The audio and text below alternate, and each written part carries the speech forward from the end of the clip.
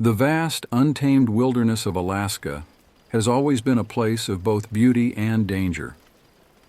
As a child growing up in this rugged landscape, I was no stranger to the risks that lurked in the forests and mountains. But nothing could have prepared me for the terrifying encounter I had during a camping trip when I was just 10 years old. I'm 15 now, but the memory of that summer day still sends shivers down my spine. It was a trip I'd been looking forward to for weeks, a chance to escape the monotony of home and spend time with my best friend Anna and her family.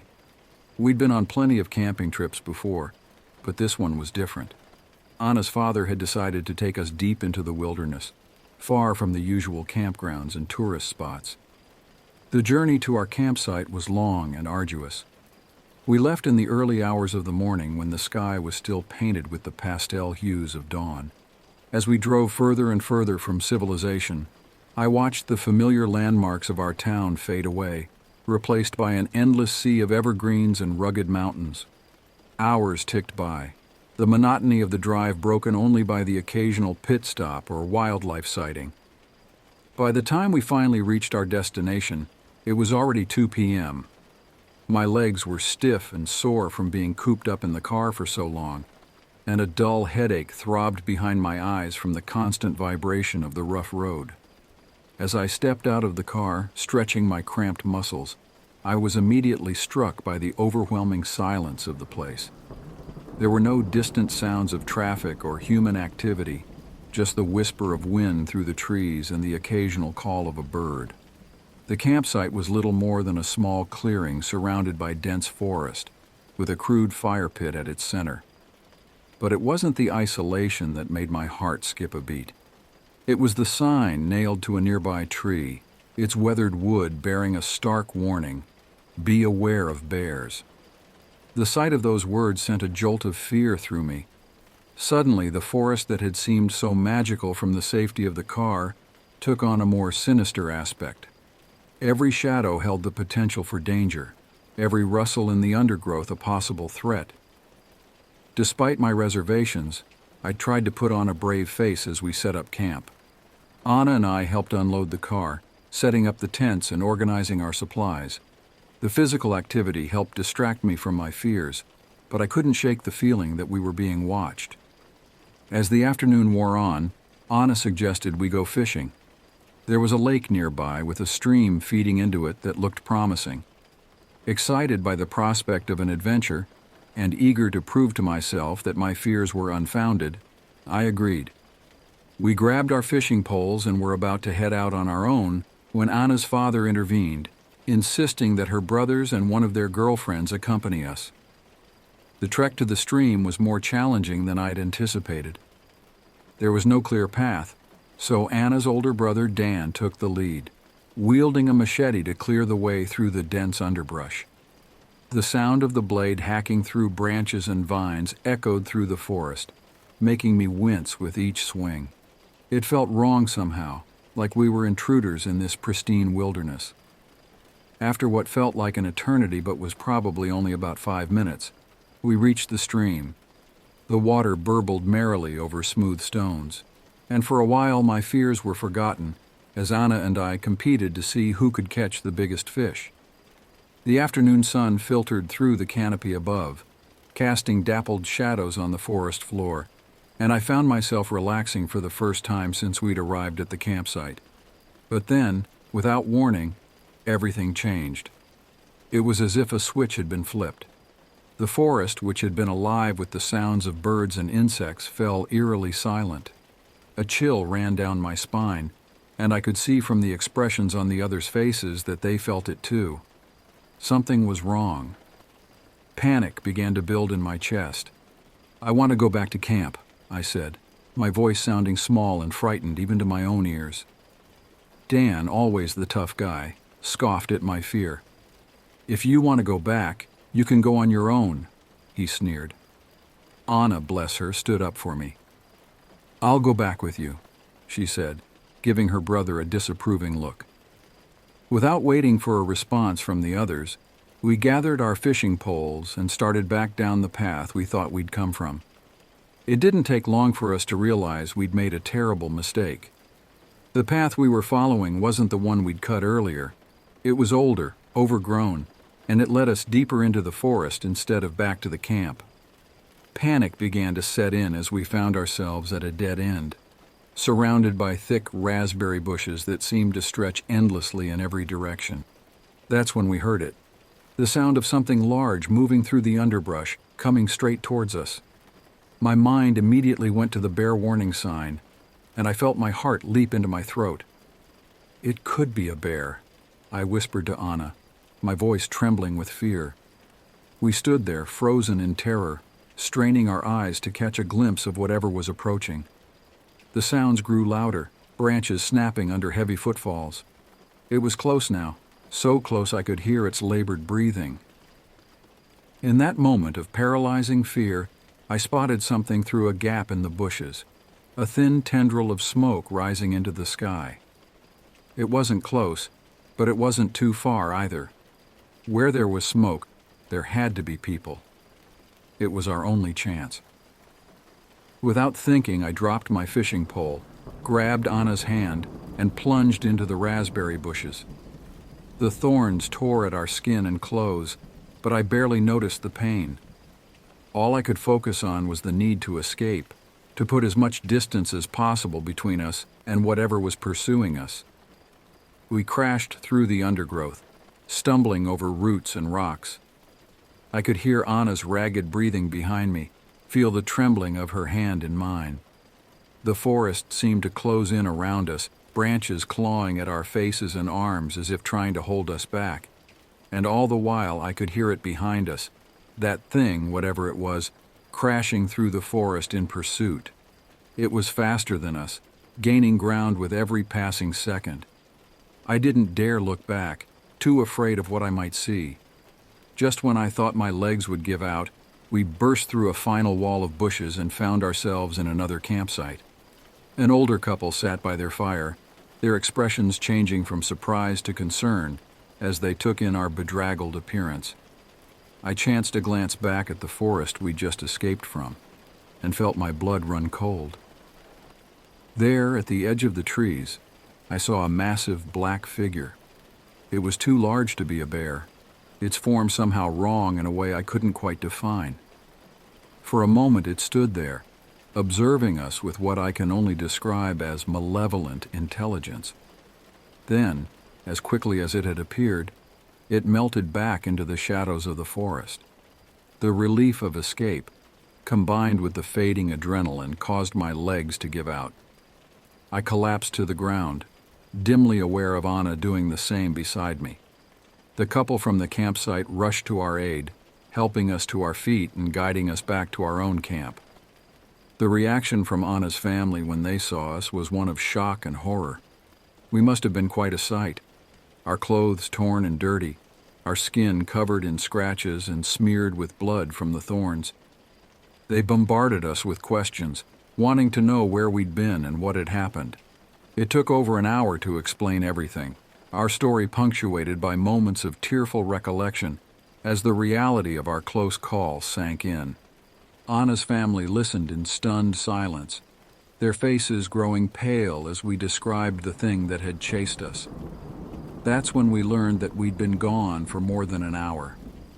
They had been searching for us, growing increasingly frantic as time passed with no sign of us. The relief on their faces was palpable, mixed with lingering fear at what might have happened. For the remainder of the trip, Anna and I refused to sleep in the tents. Instead, we huddled together in the relative safety of the truck, jumping at every sound from the surrounding forest. Even in the light of day, we couldn't shake the feeling of being watched, of something malevolent lurking just beyond the tree line. To this day, I've never gone camping in that area again. When I do camp, it's always in popular, well-populated sites where the thought of being alone in the wilderness doesn't send me into a panic attack. Anna and I still talk about that day sometimes, trying to make sense of what we experienced. I don't know what was in those woods. I don't know what it wanted or what it might have done if it had caught us. But I do know that the image of that massive, dark figure at the edge of the forest will haunt me for the rest of my life. It serves as a chilling reminder that in the vast wilderness of Alaska, there are things that defy explanation, things that are better left undisturbed in the deep, dark woods.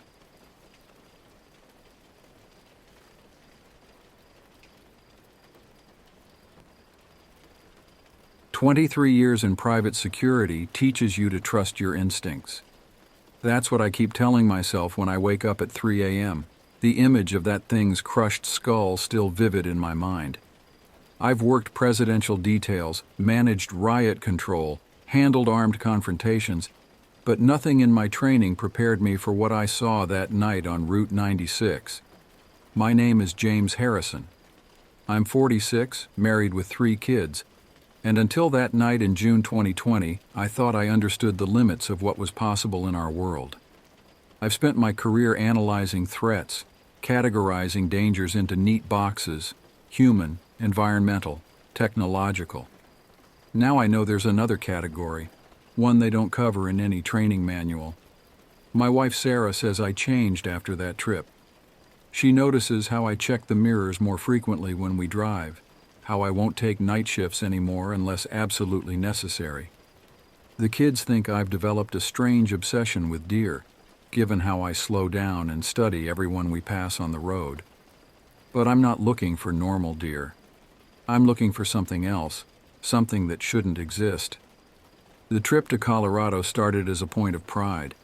My stepdaughter Jessica, who joined the military straight out of high school, had bought her first house.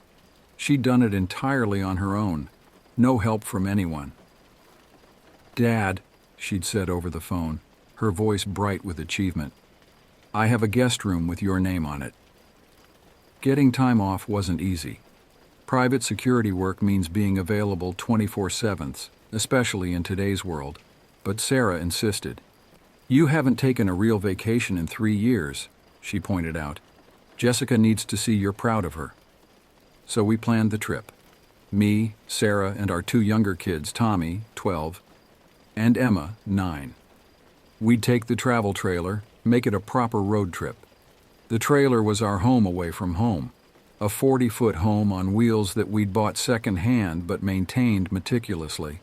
My F350 handled the 7,800 pounds like it was nothing, its diesel engine barely noticing the load. The first few days were perfect. We took our time, stopping at quirky roadside attractions, cooking meals in state park campgrounds, telling stories around portable propane fires. Sarah mapped our route each morning while the kids spotted license plates from different states. It felt like we were finally having that Norman Rockwell family vacation we'd always talked about. Then we hit Route 96. The weather changed about 8 hours from Jessica's place. We'd been driving through endless fields of corn and wheat, the horizon a perfect straight line under a massive sky. The rain started suddenly, not a gradual buildup but an instant deluge, like someone had upended a cosmic bucket. Sarah offered to drive, but I waved her off. "Get some sleep," I told her. "I caught that nap earlier, and the kids are already out." What I didn't say was that something felt wrong. The rain wasn't natural. It fell too heavily, too consistently, like it was trying to isolate us in our little moving bubble of light and warmth.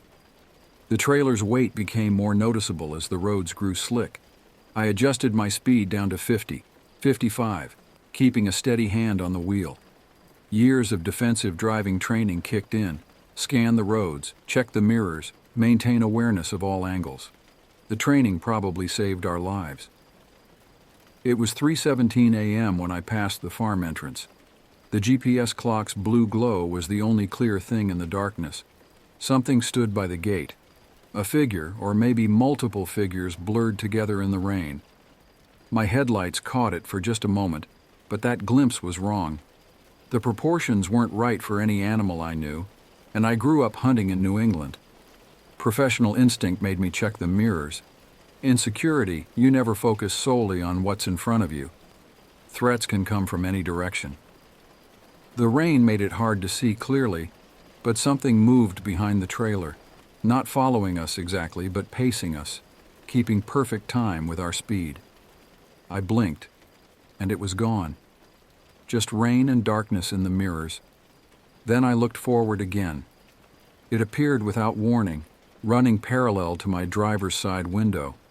In 23 years of security work, I've seen death up close. Accidents, violence, the aftermath of terrible things. But this was death moving, death running, death turning its ruined face to look at me with milky white eyes. The creature's basic shape was deer-like, but wrong in ways that violated natural law. Its gray hide was patchy, revealing something underneath that wasn't muscle or bone, but a writhing darkness that seemed to drink in the rain. The head was partially crushed, as if it had been hit by a truck, but the damage was old, preserved like a museum specimen.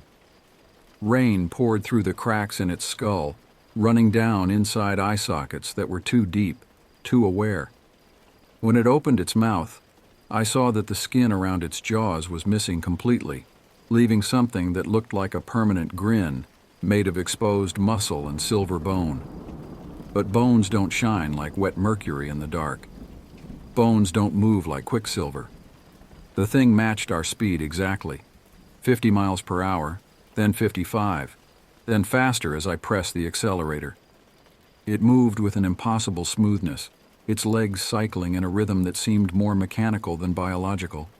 No living thing should be able to run that fast, that effortlessly. I hit the high beams instinctively, a decision I immediately regretted. The added light didn't drive the creature away. It revealed more details I wish I hadn't seen. Its eyes caught the light and reflected it back wrong, not with the usual animal eye shine, but with a pulsing, intrinsic glow. The rain passing through its broken skull created patterns that looked like symbols, like a language I almost recognized. My heart was hammering against my ribs, but years of training kept my hands steady on the wheel. Panic kills. I'd taught that to countless security recruits over the years. Now I repeated it to myself as I pressed the throttle to the floor. The F-350's turbo screamed as we accelerated, the sound cutting through the rain's white noise. Sarah stirred beside me, and I forced my voice to stay calm when she asked if everything was okay.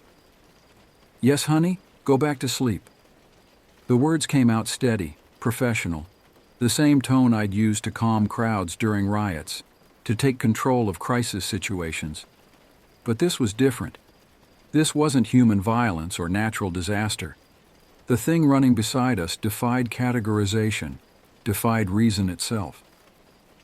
At 75 miles per hour, I was pushing the limits of safety, especially with the trailer's weight and the rain-slicked roads. One wrong move, one patch of standing water, and I'd lose control. Part of me wondered if that was what it wanted. The GPS showed railroad tracks ahead, a potential escape or a potential trap. I had to slow down. Physics and 7,800 pounds of trailer didn't care about supernatural threats. As we decelerated, the creature finally disappeared, melting away like fog in morning sun. The crossing was empty, no trains in sight. I watched the mirrors obsessively as we crossed the tracks, remembering old stories about crossroads being places of power, boundaries between worlds. The rational part of my mind dismissed such thoughts as folklore, but that part had gotten quieter since seeing the thing's broken skull and mercury bones. Sarah's casual mention of dreaming about deer sent ice through my veins. Had she seen it too somehow through the veil of sleep? Or had it touched her dreams, reached into our human world in ways I didn't want to contemplate? I played it off with a joke, but inside my mind was already dreading the return journey. What were the chances we'd seen a random supernatural entity? No, it had been there for us, for me. The farm entrance, the perfect timing, the way it kept pace. It had been waiting. I made sure we traveled that stretch of Route 96 in broad daylight on our way home. The road looked different, normal, boring even. The farm entrance was abandoned, its gate padlocked and rusted. No signs of anything unusual, but as we passed, I noticed something that made my blood run cold. There were tracks in the dried mud near the gate, not deer tracks, but something else. The impressions were too deep, too symmetrical, and they seemed to be filled with a liquid that shimmered like mercury in the sunlight. I've changed since that night. Little things at first. Avoiding night driving, obsessively checking mirrors, keeping detailed logs of animal behavior along our local roads. The kids notice how I tense up when we pass deer on the highway. Sarah sees how I avoid the rain. Sometimes late at night I think I see movement in our driveway's puddles after rain. Something fluid and silver, like mercury trying to take shape. The security cameras show nothing, but I've started noting patterns in the weather, in animal behavior, in the strange silences that sometimes fall over our neighborhood. I know what I saw that night, even if it doesn't fit into any rational framework.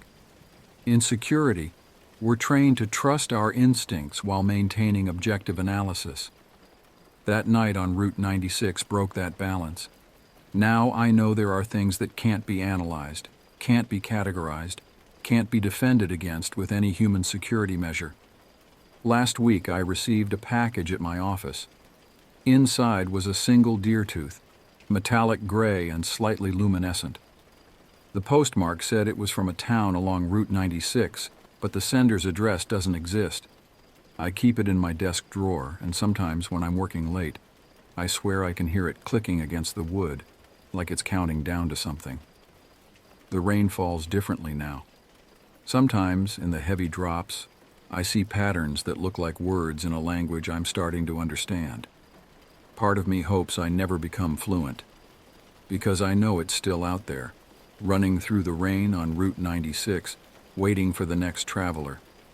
And I know that somewhere, in the deeper darkness behind its broken skull and mercury bones, it remembers me.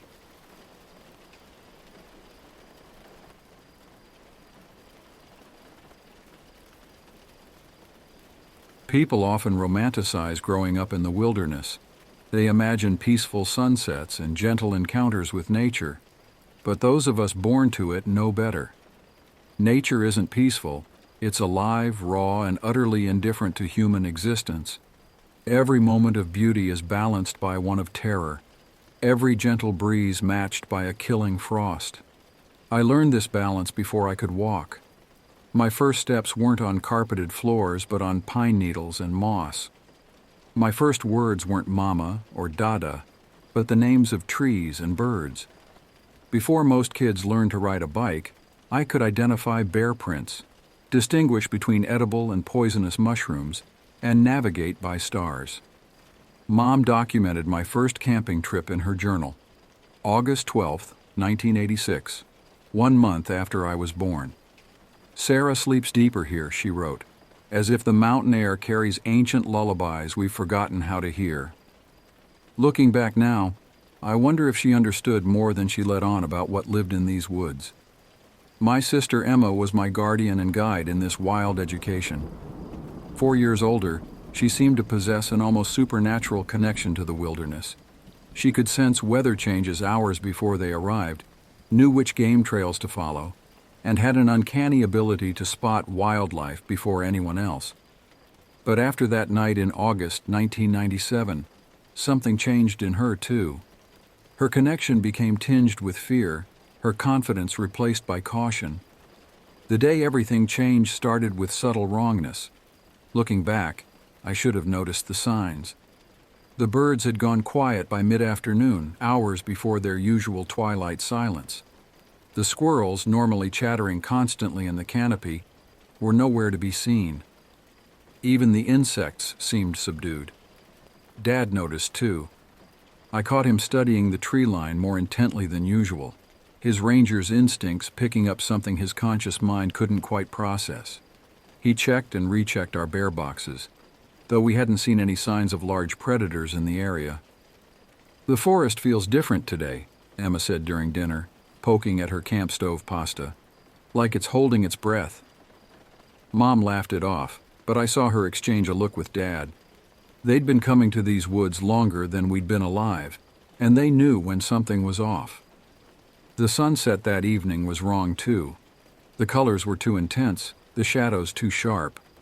The mountains looked like cardboard cutouts against a painted sky, artificial in a way I'd never seen before. As darkness fell, the familiar sounds of the night forest didn't start up as usual. Instead, a heavy silence settled over our camp, broken only by the pop and crack of our fire. When Emma said she needed a bathroom break before bed, Mom started to say something about waiting until morning, but Dad cut her off with a sharp look I didn't understand at the time. Now I wonder if he thought we needed to learn something that night, if he sensed what was coming. We took our flashlights, Dad's old military-grade torches that could probably be seen from space, and headed down the familiar trail. The moonlight painted everything in shades of silver and deep blue, but something about the light was wrong. Shadows didn't fall quite where they should have, and some didn't move even when the branches casting them swayed in the breeze. The temperature dropped as we walked, far more than usual for a summer night. Our breath began to fog in front of us, though it had been shorts weather just hours before. Emma's hand found mine, something she hadn't done since I was much younger. Her palm was cold and trembling slightly. "Do you feel it?" she whispered, her voice barely audible. I did. The forest that had been my second home for 11 years suddenly felt alien. The trees seemed to lean inward, their branches reaching like grasping hands. The ground itself felt different under our feet, somehow hollow, as if we were walking on a thin crust over something vast and hungry. It started with a reflection. 2 points of light caught in my flashlight's beam, about 30 feet away in a dense patch of salal bushes. At first I felt only the familiar calm of an experienced woods person. Bears were common here, their eyes often reflecting our lights during night encounters. But something was wrong with these eyes. Bear eyes reflect yellow-green, a fact I'd known since I could walk. These eyes reflected white, a pure, cold white that seemed to glow from within rather than merely reflect. They were too large, too widely spaced for any bear, and they were positioned at a height that would make the bear impossibly large. "Go on, get going now," I called out, using my sternest voice. The words felt strange in my mouth, as if I were speaking a language I'd only partially learned. The air grew colder still, and I noticed my flashlight beam seemed to bend slightly around the eyes, as if light itself was trying to avoid them. What happened next defied everything I knew about wildlife behavior. The creature stood, not the awkward, lumbering rise of a bear, but a smooth, deliberate motion that spoke of intelligence and purpose. In the filtered moonlight and the scattered beam of my flashlight, I could make out its shape, and that's when the first real tendril of fear crept into my heart. It was tall, far taller than any bear when standing, 8 feet at least, possibly more. Its proportions were all wrong, limbs too long, joints bending in ways that violated natural anatomy. The fur or hide that covered it seemed to shift and flow like water, despite the absence of wind. But it was the way it moved that truly cemented the wrongness. Bears walking upright are clumsy, ungainly. This thing moved with fluid grace, each step precise and deliberate. As it turned to walk away, it kept those luminous eyes fixed on us, its head rotating further than any natural neck should allow. Emma's grip on my hand had become painful. "Sarah," she whispered, her voice shaking, "that's not a bear." The creature paused at the edge of our flashlight beams. For a moment it seemed to grow larger, its outline becoming indistinct, as if it were expanding into dimensions we couldn't quite perceive. Then it made a sound, not a growl or roar, but something like wooden wind chimes playing a melody in reverse. The sound bypassed my ears and went straight to some primitive part of my brain, carrying with it images that didn't belong in this world.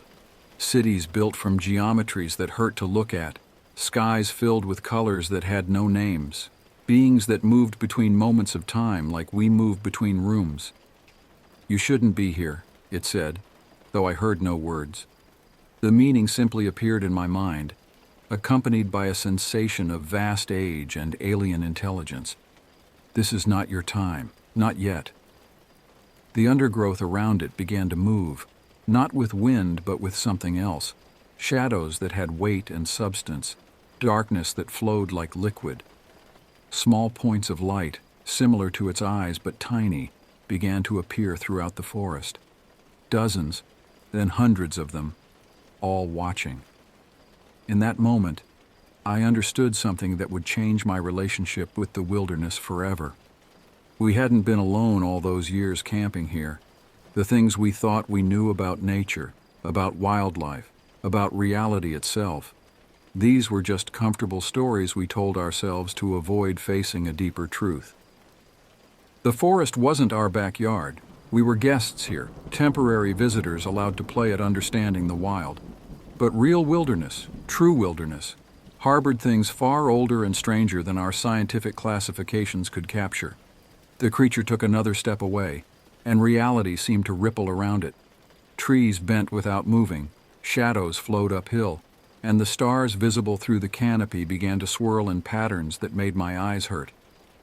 "Time to go," Emma whispered, though her voice seemed to come from very far away. "Now, Sarah, now." We ran. Not the careful, measured pace Dad had taught us for emergency situations, but a blind, primal flight.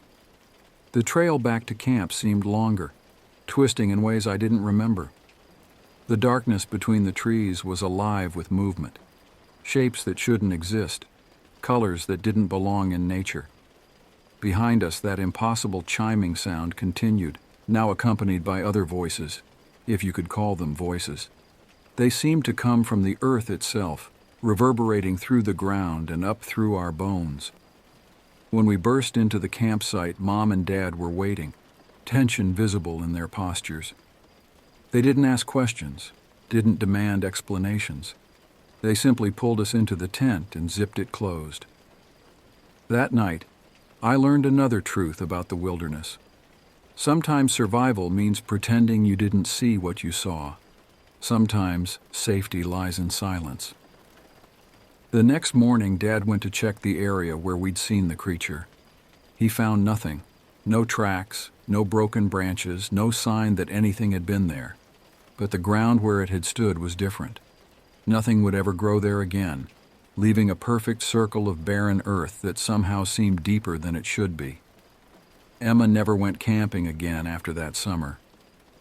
She moved to Vancouver, surrounded herself with concrete and steel, and jumps at unexpected shadows. Sometimes, late at night, she calls me to talk about what we saw. Each time she remembers different details, impossible angles, movements that defied physics, words in a language that human tongues couldn't pronounce. I still camp, still spend time in the wilderness, but I'm more careful now, more aware. I notice things I didn't before, how shadows sometimes move against the wind, how certain animals will suddenly freeze and stare at empty air, how the very old trees seem to lean away from particular spots in the forest. I'm 37 now, with children of my own. When they ask me to take them camping, I do. But I teach them things my parents never taught me: how to recognize when the forest's silence isn't natural, how to tell when darkness isn't just an absence of light, how to know when they're being watched by something that isn't, and never was, human. They think these are just scary stories, the way I once thought Dad's ranger precautions were just excessive caution. But sometimes, when we're sitting around the campfire, I see them notice things. A shadow that moves wrong, eyes that reflect colors that don't exist, the sound of wind chimes where no chimes hang. And I know they're learning the real truth about wilderness, that nature isn't just the interplay of flora and fauna, of predator and prey. There are older things in the woods, things that watched the first humans learn to make fire, things that will still be here long after our cities have crumbled. Last week, my daughter asked me why certain parts of the forest feel different. "Like they're more awake," she said. I looked into her eyes and saw the same understanding I'd gained that night 26 years ago. The wilderness isn't our backyard. We're just visitors here, tolerated by things that have walked these woods since before our species learned to walk upright. And sometimes, if we're very lucky, or very unlucky, they let us see them, if only for a moment. But that moment changes everything.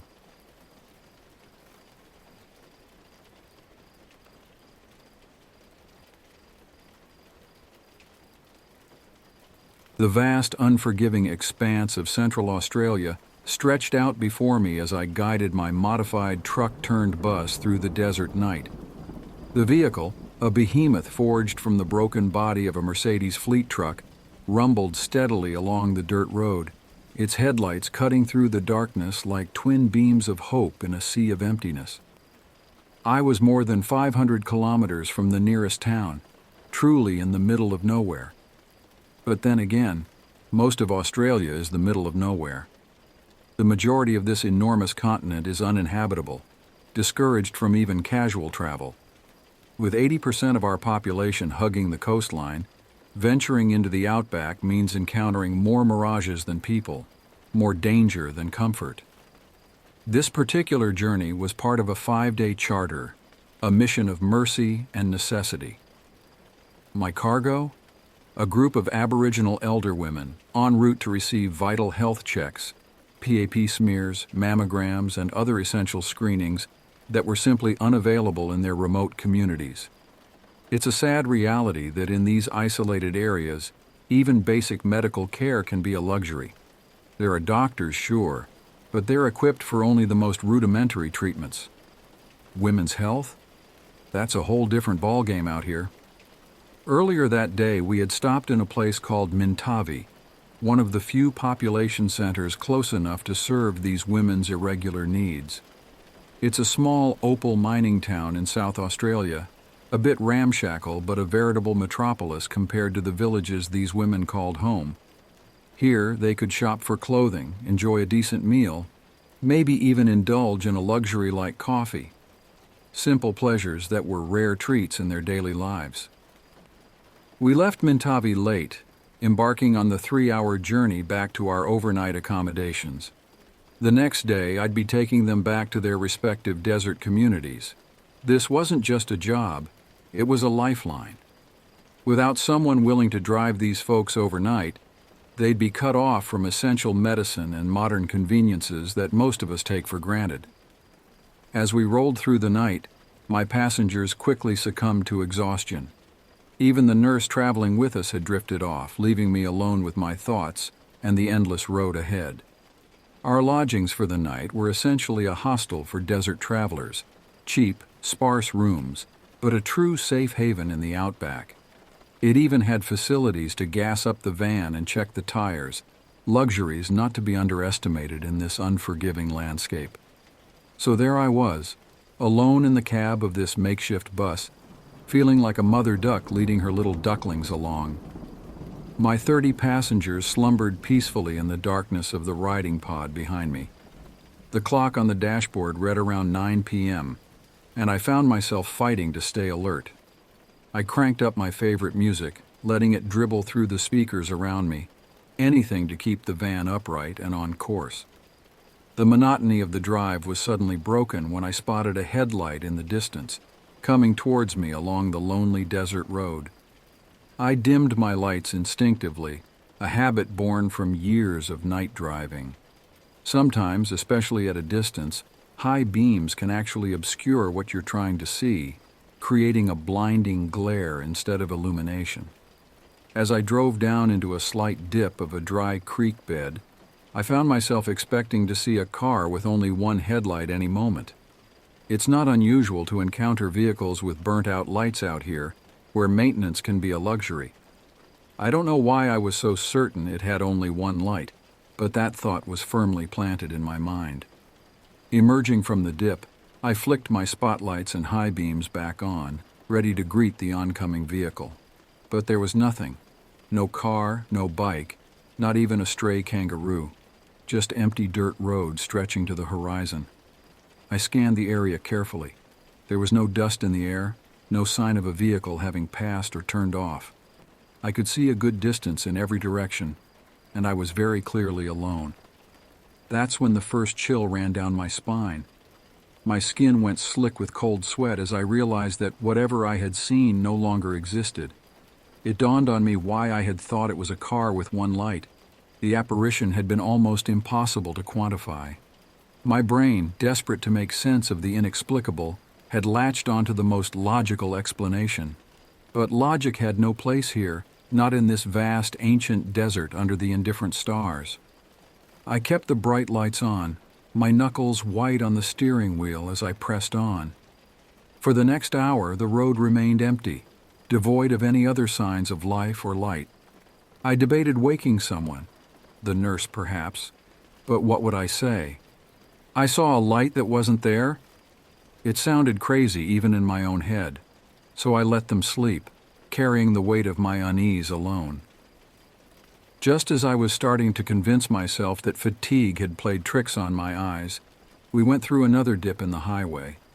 As we emerged, my blood turned to ice in my veins. There, barely 100 yards away, was a raging globe of light barreling right at the side of the bus. It was coming straight for my door, moving so fast that I instinctively braced for impact, certain we were about to be sent sliding across the road in a tangle of metal and screams. But the collision never came. The glow came within inches of the bus, so close I swear I could feel its heat through the glass, and then simply winked out. One moment it was there, filling my vision with its otherworldly radiance, and the next it had disappeared into nothing just like before. The silence that followed was deafening, broken only by the sound of my own ragged breathing and the steady rumble of the engine.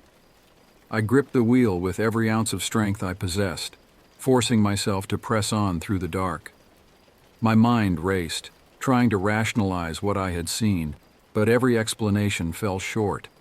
This was something beyond my understanding, beyond the realm of the normal world I thought I knew. When we finally arrived at the hostel, I was a bundle of frayed nerves barely held together. Before letting the passengers disembark, I swallowed my pride and asked if any of them had seen any lights. Their confused responses, "What light?" only confirmed my growing unease. Briefly, haltingly, I explained what I had witnessed. The reaction was immediate and unsettling. The women fell silent, exchanging loaded glances that spoke volumes in their wordlessness. After a moment, they began speaking hurriedly to each other in their own language, their tones urgent and tinged with fear. Then, without further explanation, they all got off the bus, their movements quick and nervous, as if eager to put distance between themselves and the vehicle, or perhaps what had been following it. I didn't press for answers, instead focusing on my routine inspection of the bus, but I couldn't shake the feeling that something fundamental had shifted, that I had brushed against something ancient and unknowable out there in the desert night. A few minutes later, a couple of the older women approached me. Their faces were etched with concern as they asked me to recount exactly what I had seen, urging me not to leave out a single detail. I obliged, describing the events down to the minute, including where I had seen the lights, how I felt, and my best guess at the distances involved. With each detail I shared, the women seemed to grow more distressed, exchanging glances heavy with unspoken understanding. Now I'm not easily rattled. I'm a big guy, and I've lived on 3 continents. My career path has been varied: police officer, teacher, bus driver, coach, trucker, and I've seen my fair share of the world's wonders and horrors. I consider myself a skeptic, but with an open mind. Not much in this world scares me. But the reaction of these women, who had lived in this harsh landscape for generations, sent a chill through me that had nothing to do with the desert night. After I finished my account, 2 of the older ladies looked at me with eyes wide with a mixture of fear and something akin to awe. I had developed a good rapport with the indigenous people of Central Australia during my time there, and I knew when something truly shook them. Their words, spoken in hushed, reverent tones, will stay with me forever.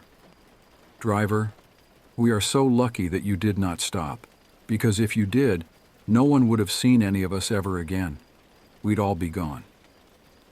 When I pressed for an explanation, they just shook their heads, refusing to elaborate. All they would say was that it was a very old entity, one that had lived on the Australian continent for eons, perhaps since the dawn of time itself. The fear in their eyes told me more than their words ever could. I took their warning at face value, recognizing the weight of millennia of oral tradition and survival knowledge behind their words. I didn't mention it again to any of the riders, not wanting to further upset them or trivialize their beliefs. It wasn't until I returned to the city where I lived that I brought it up again, asking some friends and coworkers about the experience. Their reactions were markedly different from the Aboriginal women's. They laughed it off, casually explaining that I had encountered the Min Min lights, a well-known phenomenon in Western Queensland. But something about their easy dismissal didn't sit right with me. What I had seen, what those women had reacted to with such visceral fear, felt like more than just a quirk of the landscape or a trick of the light. The conviction in the women's voices, the way they spoke of it as something you did not want to meet in the desert late at night, struck a chord deep within me. I've since learned that this phenomenon is indeed one of the oldest myths in Australian history, deeply woven into the fabric of the land and its people. I may have only seen it once and only for a few minutes, but the impact of that encounter has stayed with me. It might have looked like a simple car headlight a couple of kilometers up the road to my uninitiated eyes. But the reaction of those women whose people have survived in this desolate, remote part of the continent for 60,000 years, tells a different story. Their fear, their respect for this unknown entity speaks volumes. I don't know what it was that I saw out there in the vast emptiness of the outback. I don't know if it was a natural phenomenon, a shared hallucination born of fatigue and isolation, or something more sinister and otherworldly. But I do know this. If the people who have called this harsh land home for tens of thousands of years are scared of it, I'm inclined to take their word for it. Whatever it was, I have no desire to encounter it again, no wish to test the limits of its patience or intentions. The Australian outback is a place of profound beauty and danger, where the line between the known and the unknown, the natural and the supernatural, can blur in the blink of an eye. It's a land that demands respect and caution in equal measure. And sometimes the wisest course of action is to keep driving, to resist the urge to investigate, and to be grateful for the narrow escapes we might not even realize we've had.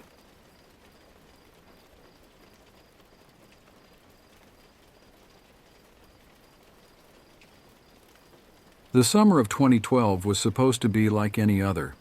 A time for adventure, friendship, and personal growth at our annual Boy Scout summer camp. Little did I know that those few weeks would change my life forever, leaving scars both physical and mental that I still carry with me today. Our troop arrived at Camp Pinewood on a sweltering July afternoon. The air was thick with humidity, and the cicadas' incessant buzzing served as nature's soundtrack. As we unloaded our gear from the buses, I caught sight of the sprawling campgrounds that would be our home for the next few weeks. Rows of canvas tents dotted the landscape, interspersed with communal buildings and activity areas. The centerpiece was a large, crystal-clear lake that promised relief from the oppressive heat. I was 15 that summer, caught in that awkward stage between childhood and adulthood. My best friend Tom was there too. We'd known each other since first grade and had been inseparable ever since. As we set up our tent, we chatted excitedly about the activities planned for the coming days: swimming, hiking, earning merit badges, and of course the Independence Day celebration on July 4th. The first few days passed in a blur of activity. We woke at dawn to the sound of reveille, spent our mornings in various skill-building sessions, and our afternoons exploring the camp or cooling off in the lake. The evenings were filled with campfire stories, songs, and the kind of deep conversations that only seem to happen under a starry sky. On July 2nd, I overheard some of the older scouts talking in hushed tones about strange noises they'd heard coming from the woods the night before. They described it as a mix of whispers and rustling leaves, but unlike anything they'd heard before. I dismissed it as an attempt to scare the younger scouts, but I couldn't shake the uneasy feeling that settled in the pit of my stomach.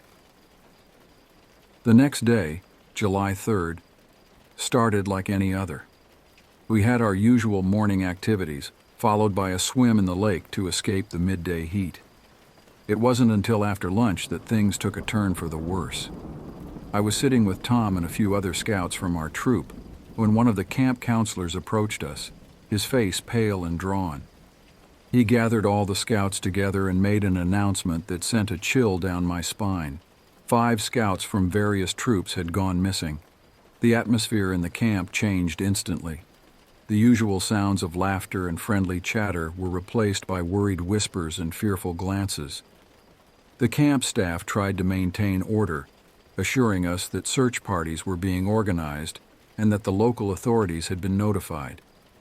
As the afternoon wore on, more and more police cars arrived, their flashing lights casting eerie shadows across the campground. We were instructed to stay in our campsites and not to wander off. The once exciting prospect of exploring the surrounding forest now seemed fraught with danger.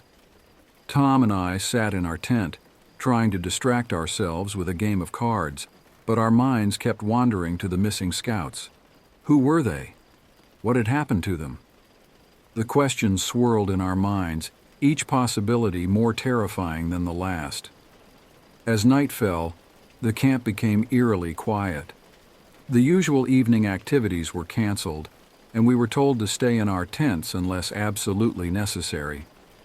I lay in my sleeping bag, listening to the sounds of the forest and the occasional murmur of voices from the search parties that were still combing the area. Sleep eluded me that night. Every rustle of leaves or snap of a twig had me on edge. I couldn't shake the feeling that something was out there, watching and waiting.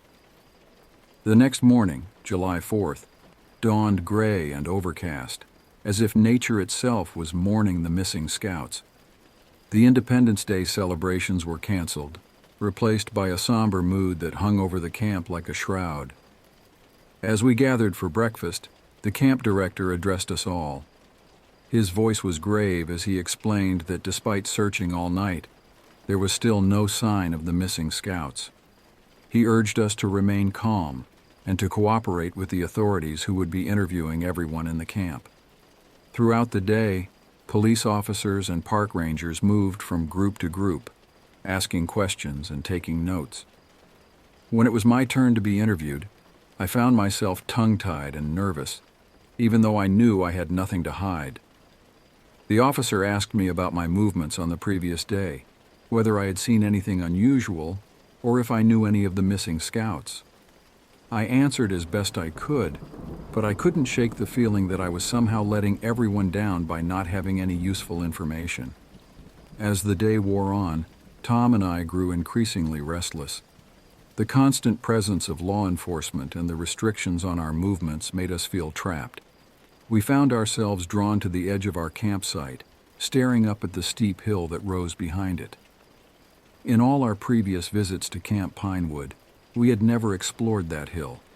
It had always seemed too steep, too wild. But now, with the camp in lockdown and our minds racing with thoughts of the missing scouts, that hill represented freedom, adventure, and maybe even answers. It was late afternoon when we made our decision. The police presence had thinned out as many officers left to follow up on leads elsewhere. The remaining adults were gathered near the main lodge, deep in discussion. Tom and I exchanged a look, no words needed. We knew it was now or never. We slipped away from our campsite, moving as quietly as we could towards the base of the hill. My heart was pounding so loudly I was sure someone would hear it. But no one called out. No one stopped us. The climb was more difficult than we had anticipated. The hill was steep, its surface a treacherous mix of loose rocks and tangled roots. We scrambled upwards, using trees and bushes to pull ourselves along. More than once I nearly lost my footing, saved only by Tom's quick reflexes. As we neared the top, the vegetation thinned out, giving way to bare rock. We paused to catch our breath, looking back down at the camp below. From this height, it looked small and vulnerable, like a toy village that could be swept away with a single gesture. We crested the hill, and what we saw made us stop in our tracks. There, in a small clearing, was another campsite. It was nothing like the organized, well-maintained sites down in the main camp. This one had a wild, abandoned feel to it. A crude sign, little more than a piece of wood with words carved into it, stood at the entrance to the clearing. It read, "Camp Number 0. The words sent a shiver down my spine, though I couldn't have explained why. We approached cautiously, every instinct screaming at us to turn back. But curiosity, that most human of traits, drove us forward. The campsite consisted of 2 tents and a makeshift table covered by a tattered tarp. One tent was open, revealing a neatly made bed and a duffel bag. The table held 2 empty Coke cans and, bizarrely, a long stick that had been sharpened to a deadly point. It was the second tent that drew our attention. Its flaps were tightly closed, unlike the other structures in the camp. Tom and I exchanged a nervous glance. Something about that tent felt wrong, but we had come too far to turn back now. With trembling hands, I reached out and grasped the tent flap. I took a deep breath, steeling myself for whatever we might find inside. In one swift motion, I pulled the flap open. The sight that greeted us would haunt my nightmares for years to come. Inside the tent, arranged in a grotesque tableau, were the bodies of the missing scouts. Their faces were frozen in expressions of terror, their bodies contorted in unnatural positions. The metallic smell of blood filled the air, making me gag. Tom and I stumbled backwards, our minds struggling to process what we had just seen. We stood in shocked silence, unable to look away from the horror before us. It was the sound of breaking twigs that snapped us out of our trance. Someone was coming up the hill. Panic gripped us, and we dove behind a large boulder, pressing ourselves against its cold surface. From our hiding spot, we heard voices approaching. The first was high-pitched and panicked, a voice I recognized as belonging to James, another scout from our troop. He was pleading, begging someone to stay away. Then came 2 deeper voices responding to James. With a jolt of shock, I realized I knew these voices too. They belonged to David and Mike, 2 older scouts from our troop. But their voices were different somehow, colder, more menacing than I had ever heard them before. What happened next is something I wish I could forget. The sounds of a struggle, of bones breaking, of James screaming in pain and terror. And then, abruptly, silence. I wanted to help, to do something, anything. But fear paralyzed me. I couldn't move, couldn't breathe. I just sat there, trembling as James's life was brutally ended mere feet away from me. It was Tom who broke first. Unable to contain his terror any longer, he let out a scream. The sound shattered the eerie silence that had fallen over the hilltop. In that moment, our hiding spot was compromised. We had no choice but to run. We burst from behind the boulder, not daring to look back as we plunged down the hillside. The descent was chaotic and terrifying. We slipped and stumbled on the uneven ground. Branches whipped at our faces. Roots seemed to reach up to trip us. Behind us, we could hear the sounds of pursuit, heavy footsteps and angry shouts. In our panic, we had taken a different route down the hill than the one we had climbed up. This side was steeper, more treacherous. Fallen logs and jutting rocks turned our escape into a deadly obstacle course. I was in the lead, with Tom close behind me. I could hear his ragged breathing, punctuated by whimpers of fear. I wanted to stop, to make sure he was okay, but the sounds of our pursuers drove me on. Suddenly, Tom's breathing was cut off by a sickening thud. I spun around to see him sprawled on the ground, his foot caught in a tangle of roots. He was struggling to get up, his eyes wide with terror as he looked past me. I followed his gaze and saw David and Mike approaching, their faces twisted into cruel smiles. In Mike's hand was the sharpened stick we had seen on the table in the camp. Time seemed to slow down. I saw Mike raise the stick, saw Tom's desperate attempt to free himself. I wanted to help, to save my friend, but my body wouldn't move. I stood there frozen as Mike brought the stick down, driving it into Tom's back. Tom's scream jolted me back into action. With a sob of fear and guilt, I turned and ran, leaving my best friend behind. The sound of his cries for help would echo in my ears for years to come. I don't know how long I ran. My lungs were burning, my legs felt like lead, but somehow I made it to the bottom of the hill. I burst out of the tree line into the open field where the police had set up their command center. My sudden appearance caused a stir. Officers turned to stare at me, hands moving to their weapons. One of them, a tall man with a stern face, approached me. "Why are you here?" he demanded. "Go back to your campsite." Then he stopped, his eyes widening as he took in my appearance. I must have been a sight, clothes torn, covered in dirt and scratches, and I realized with a jolt of horror, splattered with blood. "What happened to you?" the officer asked, his tone softening slightly. The events of the past hour came pouring out of me in a jumbled rush. I told them about the campsite on the hill, about the bodies in the tent, about David and Mike and what they had done to James and Tom. The officers exchanged glances, their expressions a mix of disbelief and concern. But something in my voice or my eyes must have convinced them that I was telling the truth. "Where are they?" another officer asked urgently. With a shaking hand, I pointed towards the hill, indicating the path Tom and I had taken in our desperate flight. The officers immediately sprang into action, drawing their weapons and heading towards the hill. I was led to a nearby ambulance, where a paramedic began checking me for injuries. In a daze, I watched as more police cars arrived, their sirens piercing the quiet of the evening. It felt like hours before the search team returned. They brought with them David and Mike, both in handcuffs, their faces masks of defiance and something darker, something inhuman.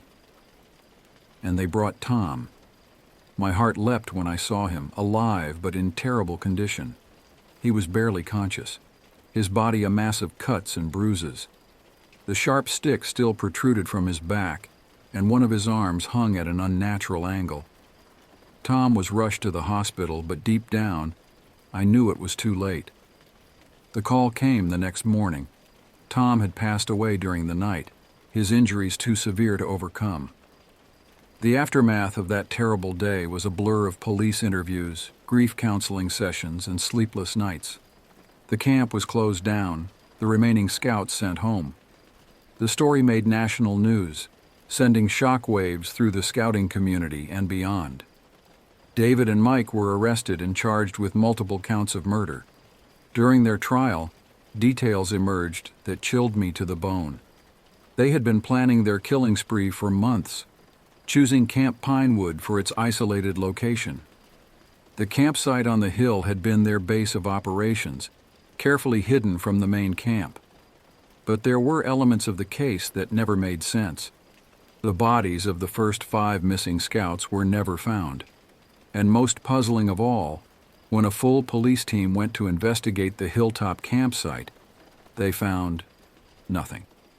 According to their reports, the trail Tom and I had followed ended abruptly partway up the hill, blocked by dense vegetation. There was no sign of Camp Number 0, no evidence of the horrors we had witnessed. I couldn't understand it. I knew what I had seen, what Tom and I had discovered. But with no physical evidence to back up my story, I began to doubt myself. Had the stress and fear caused me to hallucinate? But then, how could I explain David and Mike's actions? These questions haunted me in the years that followed. I couldn't let it go, couldn't move on. The need for answers, for some kind of closure, drove me to return to Camp Pinewood in the summer of 2013.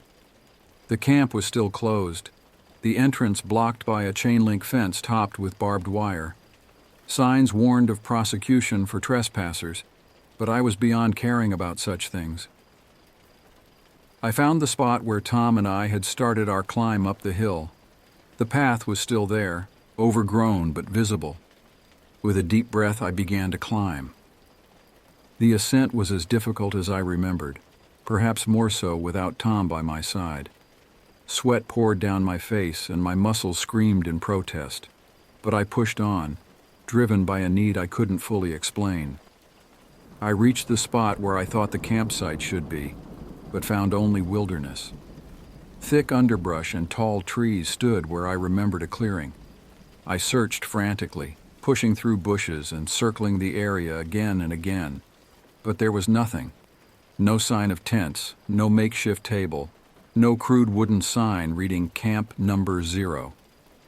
As the sun began to set, I was forced to admit defeat. Whatever had been here, whatever Tom and I had stumbled upon that terrible day, was gone without a trace. I made my way back down the hill, my mind swirling with questions that I knew would never be answered. As I reached the base of the hill, I paused and looked back.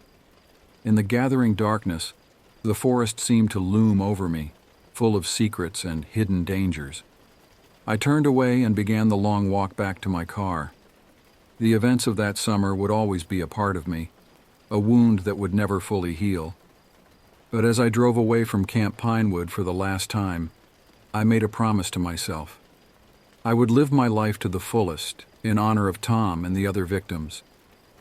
Their memories would drive me forward, a reminder of the preciousness and fragility of life. The horrors I witnessed that summer will stay with me forever, but so too will the friendship I shared with Tom, the bravery he showed in his final moments, and the innocence of those carefree days before everything changed. In the end, it's these memories that I choose to hold on to, even as the darker ones continue to haunt my dreams.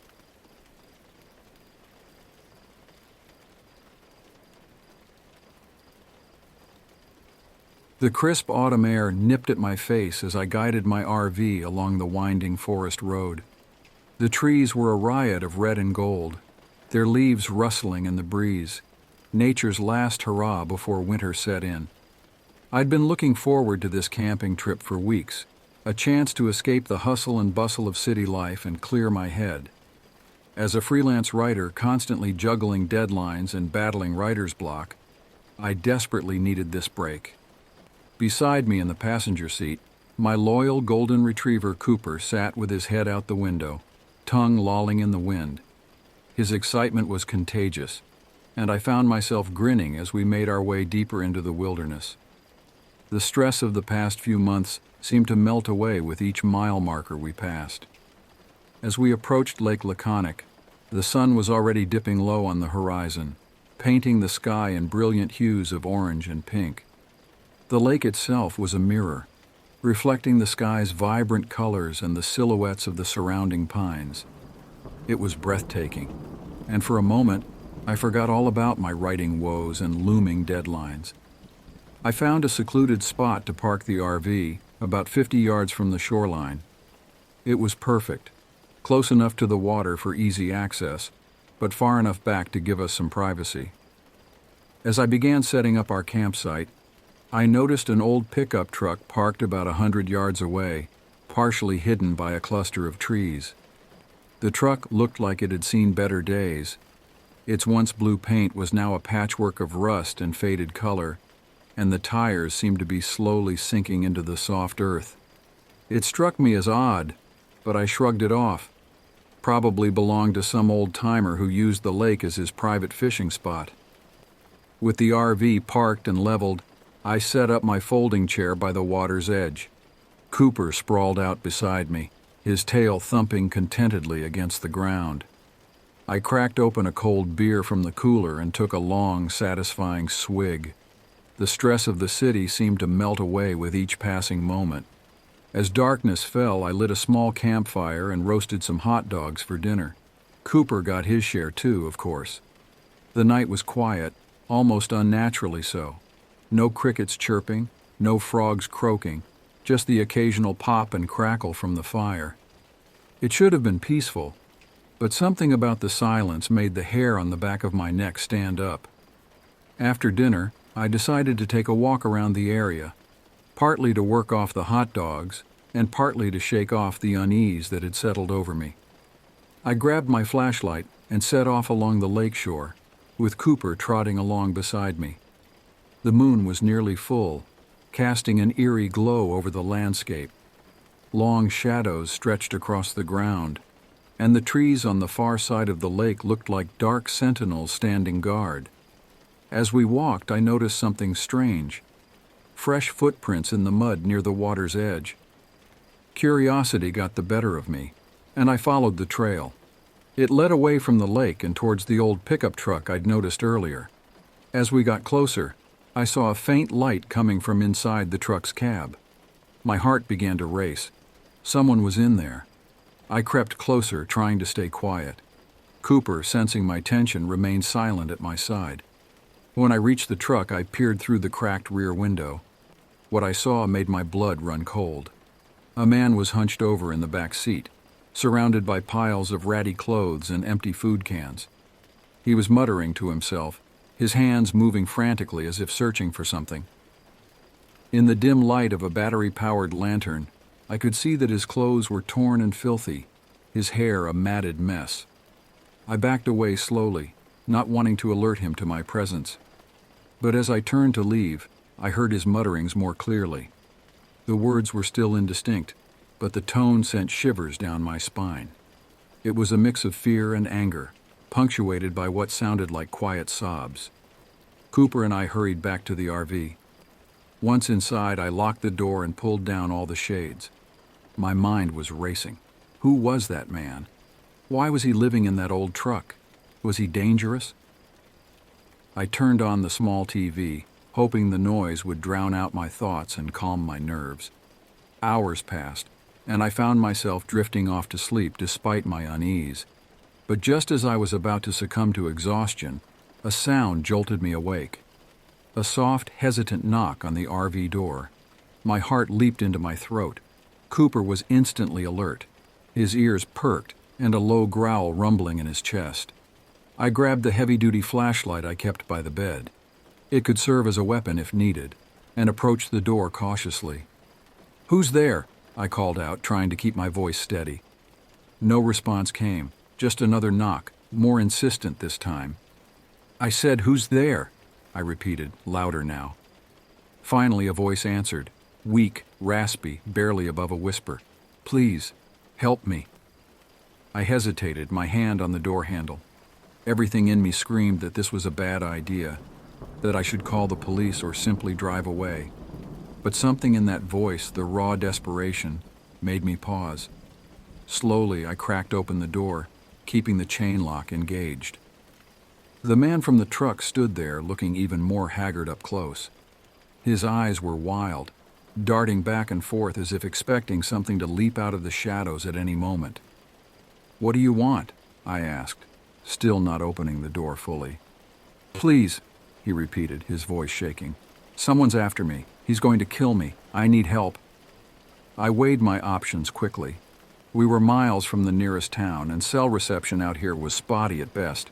Even if I called the police, it could be hours before they arrived. And if this man was truly in danger... Against my better judgment, I unlatched the chain and opened the door. "Come in," I said, stepping back to let him enter. "But I'm warning you, any funny business, and you're out. Got it?" He nodded frantically and stumbled inside. I directed him to sit at the small table while I fetched a bottle of water from the fridge. Cooper positioned himself between me and the stranger, his normally friendly demeanor replaced by watchful caution. "What's your name?" I asked as I handed him the water. He gulped it down before answering. "Martin. My name's Martin." "Okay, Martin. Tell me what's going on. Who's after you?" Martin's hands shook as he set down the empty bottle. "I was hiking through the forest a few days ago when I came across this old cabin. It was raining, so I thought I'd take shelter inside. I thought it was abandoned, but..." He trailed off, his eyes going distant. "But what?" I prompted.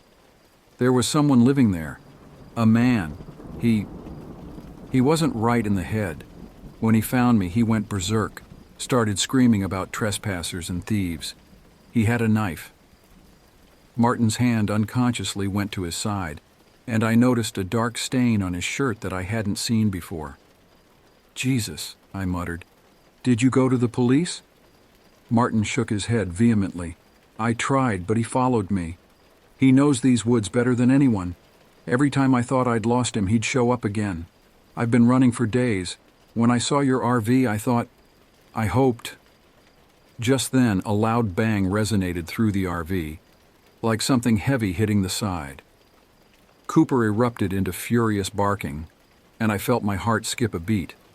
"Stay here," I told Martin, grabbing my flashlight and the hunting knife I kept in a kitchen drawer. With shaking hands, I unlocked the door and stepped outside. The night air was cold, raising goosebumps on my skin. The campfire had died down to glowing embers, casting just enough light to create moving shadows at the edge of my vision. I swept the flashlight beam across the clearing, seeing nothing out of place. I was about to head back inside when a low, menacing voice spoke from the darkness. "Where is he?" I spun around, my heart pounding so hard I could hear it in my ears. A figure stood at the edge of the clearing, a man, tall and powerfully built. His face was hidden in the shadow of a hood, but I could see the glint of moonlight on the blade of a knife in his hand. "Get out of here!" I shouted, trying to sound braver than I felt. "Leave us alone!" The man took a step forward. "Give me the little rat and I'll go. Otherwise—" He left the threat hanging in the air. I knew in that moment that there was no reasoning with this man. Whatever had happened between him and Martin, it had pushed him beyond the limits of sanity. I had to protect myself and the terrified man in my RV. I backed towards the door, keeping the flashlight trained on the intruder. Just as my hand found the handle, the man lunged forward with surprising speed. His knife slashed through the air where I had been standing a second before. Instinct took over. I swung the heavy flashlight with all my might, connecting with the side of his head. He staggered back, momentarily stunned.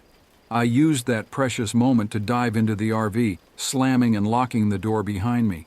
"We need to get out of here now!" I yelled to Martin, who was cowering in the corner. I jumped into the driver's seat and turned the key. The engine roared to life just as the man outside began pounding on the door, trying to force his way in. I threw the RV into drive and stomped on the gas. We lurched forward, tires spinning in the soft earth before finding purchase. The attackers' enraged shouts faded as we sped away from the campsite, deeper into the forest on the narrow access road. For what felt like hours, we drove through the night. Every shadow seemed to hide a threat, every bend in the road a potential ambush. Martin sat silently in the passenger seat, jumping at every noise. Cooper paced restlessly in the back, still on high alert. Finally, we emerged from the forest and found ourselves on a main road. I didn't slow down until I saw the lights of a small town in the distance.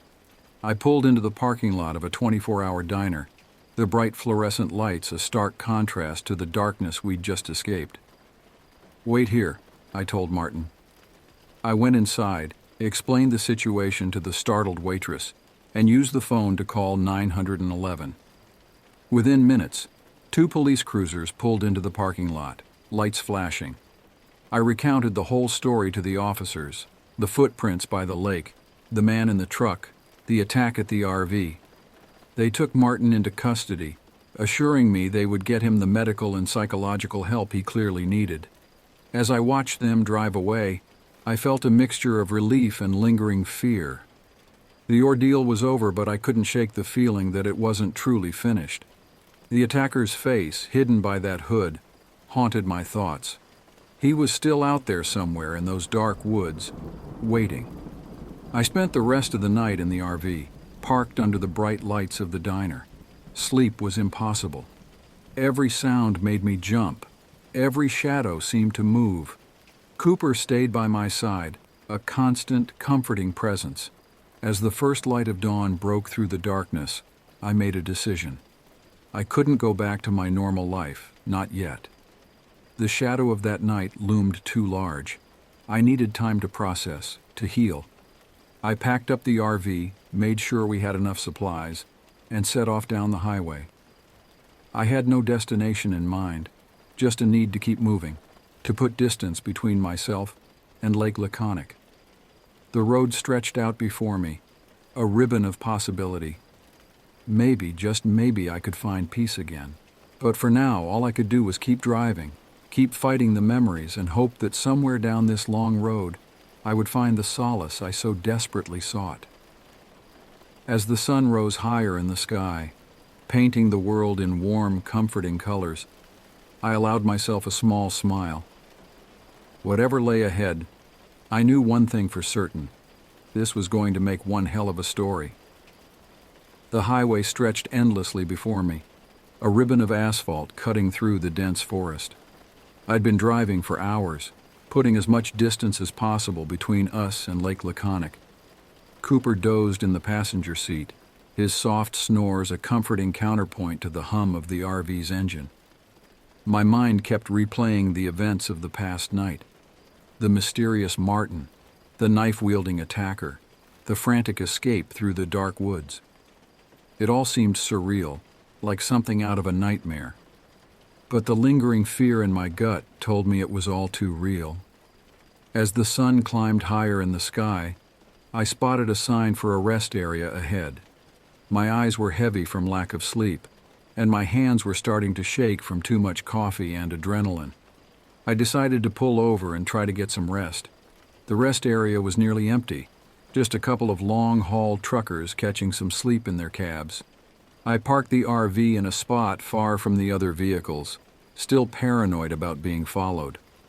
After taking Cooper for a quick walk, I collapsed onto the small bed in the back of the RV.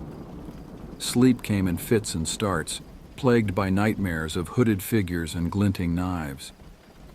I woke with a start several times, my heart racing, before finally giving up on rest altogether. Instead, I sat at the small table, my laptop open before me, and began to type. Writing had always been my way of processing things, of making sense of the world.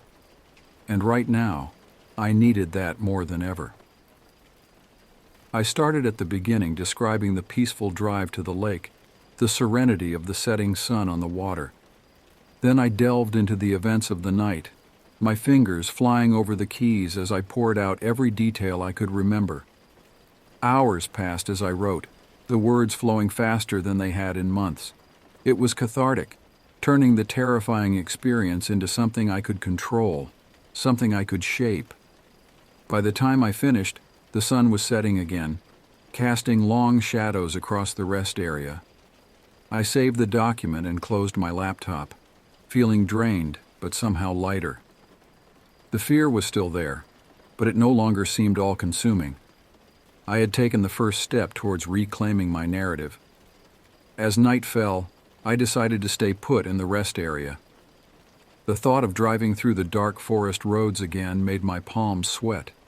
I double-checked all the locks on the RV and settled in for another restless night.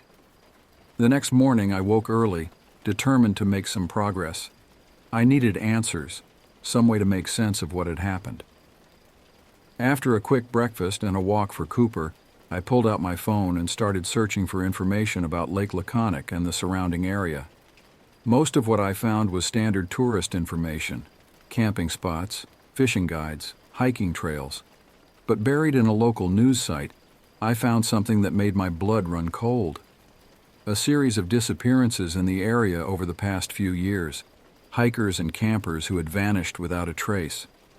The most recent case was from just 2 months ago. A young couple on a weekend camping trip had failed to return home.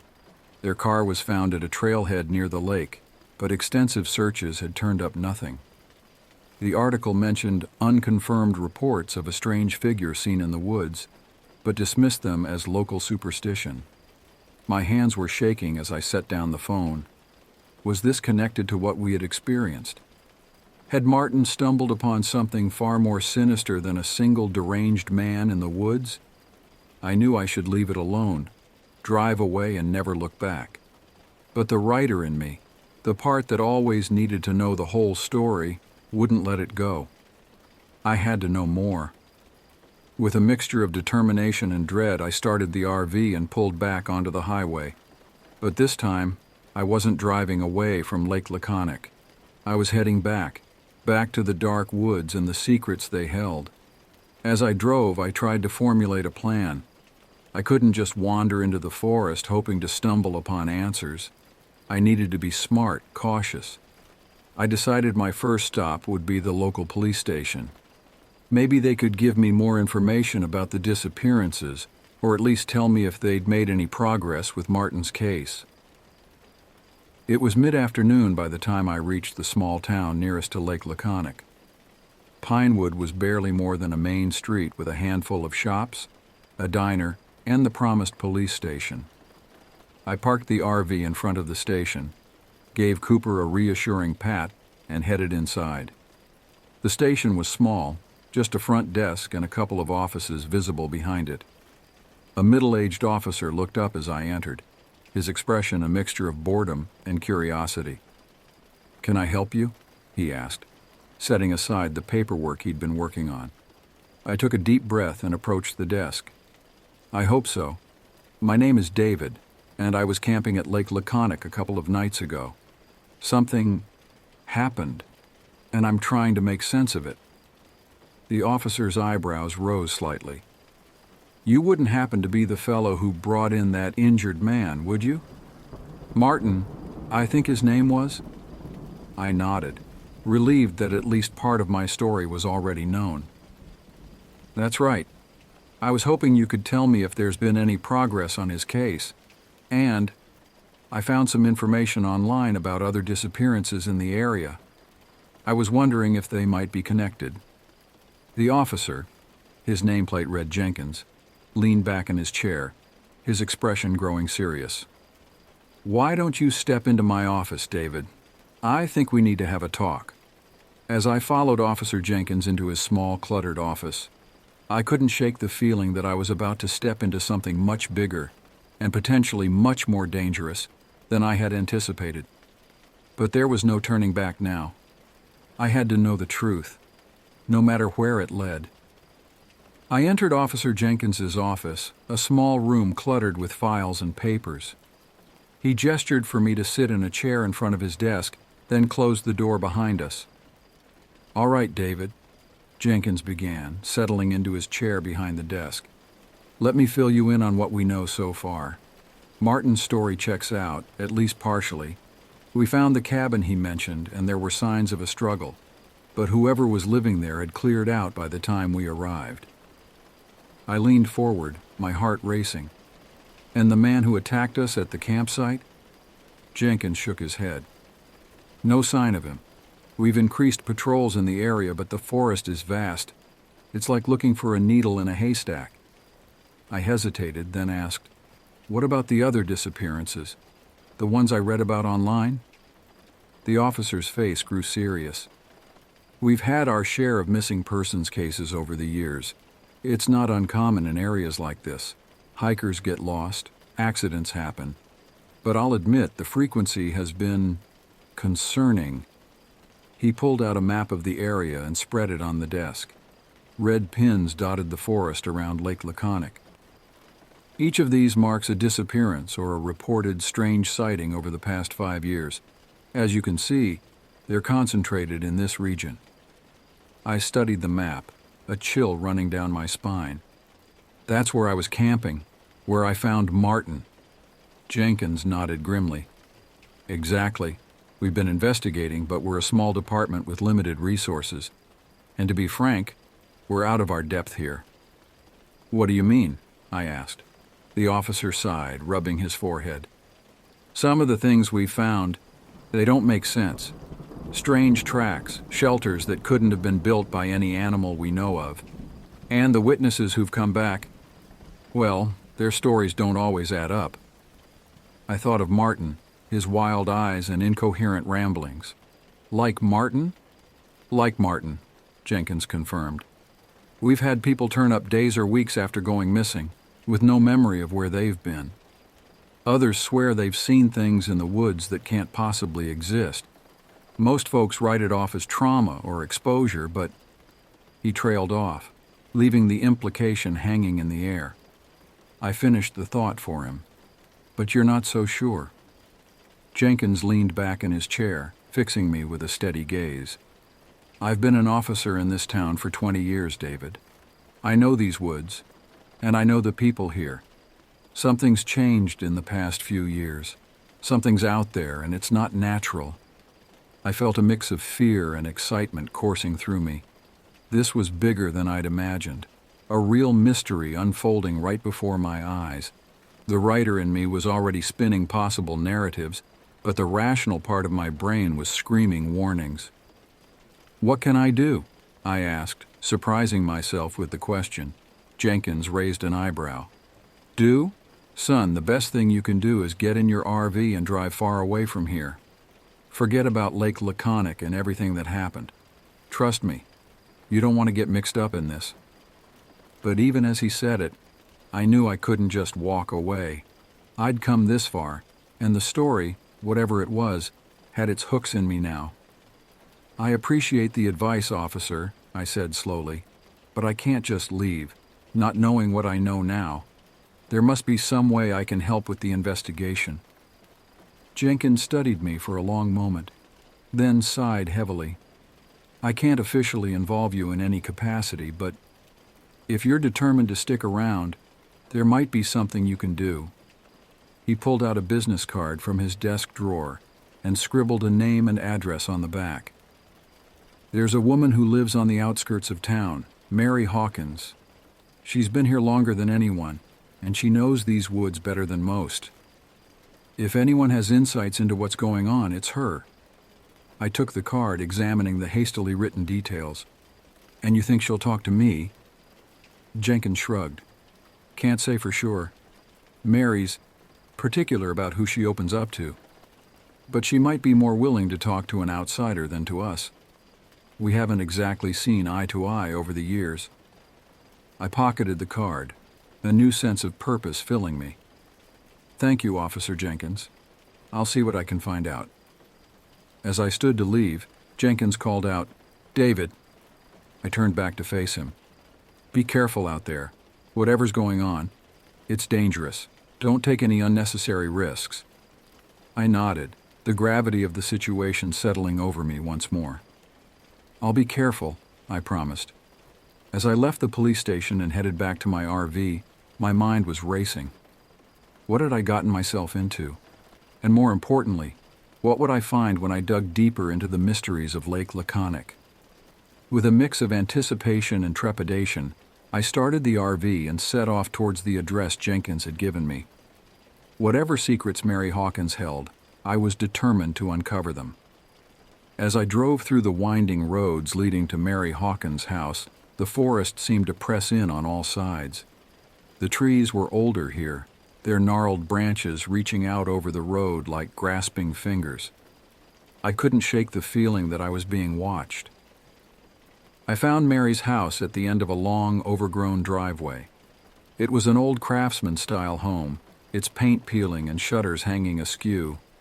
The yard was a tangle of wildflowers and tall grass, with a few ancient-looking garden gnomes peeking out here and there. As I stepped out of the RV, the front door creaked open. A small, wiry woman with a shock of white hair emerged onto the porch. Her eyes, sharp and clear despite her apparent age, fixed on me with an intensity that made me want to shrink back into the RV. "You're the writer," she called out. It wasn't a question. I approached cautiously, surprised by her statement. "Yes, ma'am. My name is David. Officer Jenkins suggested I speak with you about—" "I know why you're here," she cut me off, her voice gruff but not unkind. "Come inside. It's not safe to talk out in the open." Bewildered but intrigued, I followed her into the house. The interior was cluttered but clean, every surface covered with books, dried herbs, and curious little trinkets. Mary led me to a small sitting room and gestured for me to take a seat in an overstuffed armchair. "Tea?" she asked, already moving towards what I assumed was the kitchen. "Yes, please," I replied, still trying to get my bearings. She returned a few minutes later with 2 steaming mugs. As she handed me one, I caught a whiff of something earthy and slightly sweet. Not any tea I was familiar with. "It's a special blend," Mary said, noticing my hesitation. "Good for clarity of mind. You'll need it for what we're about to discuss." I took a cautious sip. It was surprisingly pleasant, with a warmth that seemed to spread through my entire body. "Now," Mary said, settling into her own chair, "tell me everything that happened at the lake." So I did. I recounted the events of that night, from finding Martin to our narrow escape from the hooded attacker. Mary listened intently, her eyes never leaving my face. When I finished, she sat back with a heavy sigh. "It's getting bolder," she murmured, almost to herself. "What is?" I asked, leaning forward. Mary's gaze snapped back to me. "The thing in the woods, the thing that's been taking people." A chill ran down my spine. "You know what it is?" She shook her head. "Not exactly, but I've been watching these woods for longer than you've been alive, young man. I've seen things that don't belong in this world."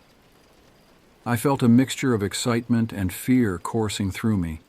This was it, the story I'd been searching for. But as I opened my mouth to ask more questions, Mary held up a hand to silence me. "Before we go any further, you need to understand something," she said, her voice deadly serious. "This isn't some mystery novel where the plucky hero solves the case and everyone lives happily ever after. People have died, David. Good people. And if you keep digging, you might join them." I swallowed hard, but my resolve didn't waver. "I understand the risks, Mrs. Hawkins, but I can't just walk away. Not now." She studied me for a long moment, then nodded slowly. "No, I don't suppose you can. Very well, I'll tell you what I know, but you must promise me something." "Anything," I said eagerly. "When the time comes, and it will come, you'll do exactly as I say. No questions, no hesitation. Can you promise me that?" The gravity in her voice gave me pause, but I nodded. "I promise." Mary seemed to deflate slightly, as if a great weight had settled on her shoulders. "All right then, let's begin at the beginning." For the next several hours, Mary wove a tale that seemed more suited to a horror novel than real life. She spoke of ancient Native American legends about a dark spirit that lived in the depths of the forest, of early settlers who vanished without a trace, of strange sightings and inexplicable events stretching back centuries.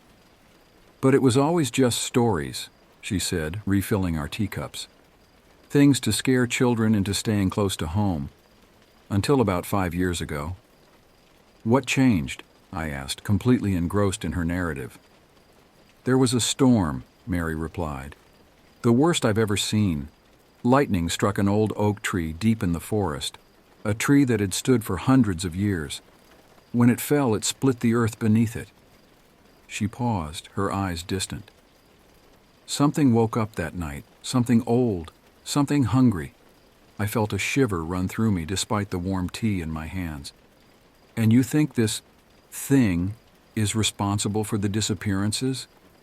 Mary nodded grimly. "I do, and I think it's getting stronger. Each person it takes, each life it consumes feeds its power." "But what is it?" I pressed. "Some kind of animal?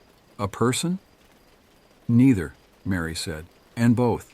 It can take many forms, but its true nature is something else, something not of this world." I sat back, my mind reeling. Part of me wanted to dismiss it all as the ramblings of an old woman with an overactive imagination. But I couldn't shake the memory of that night at the lake, the unnatural silence, the hooded figure that moved with inhuman speed.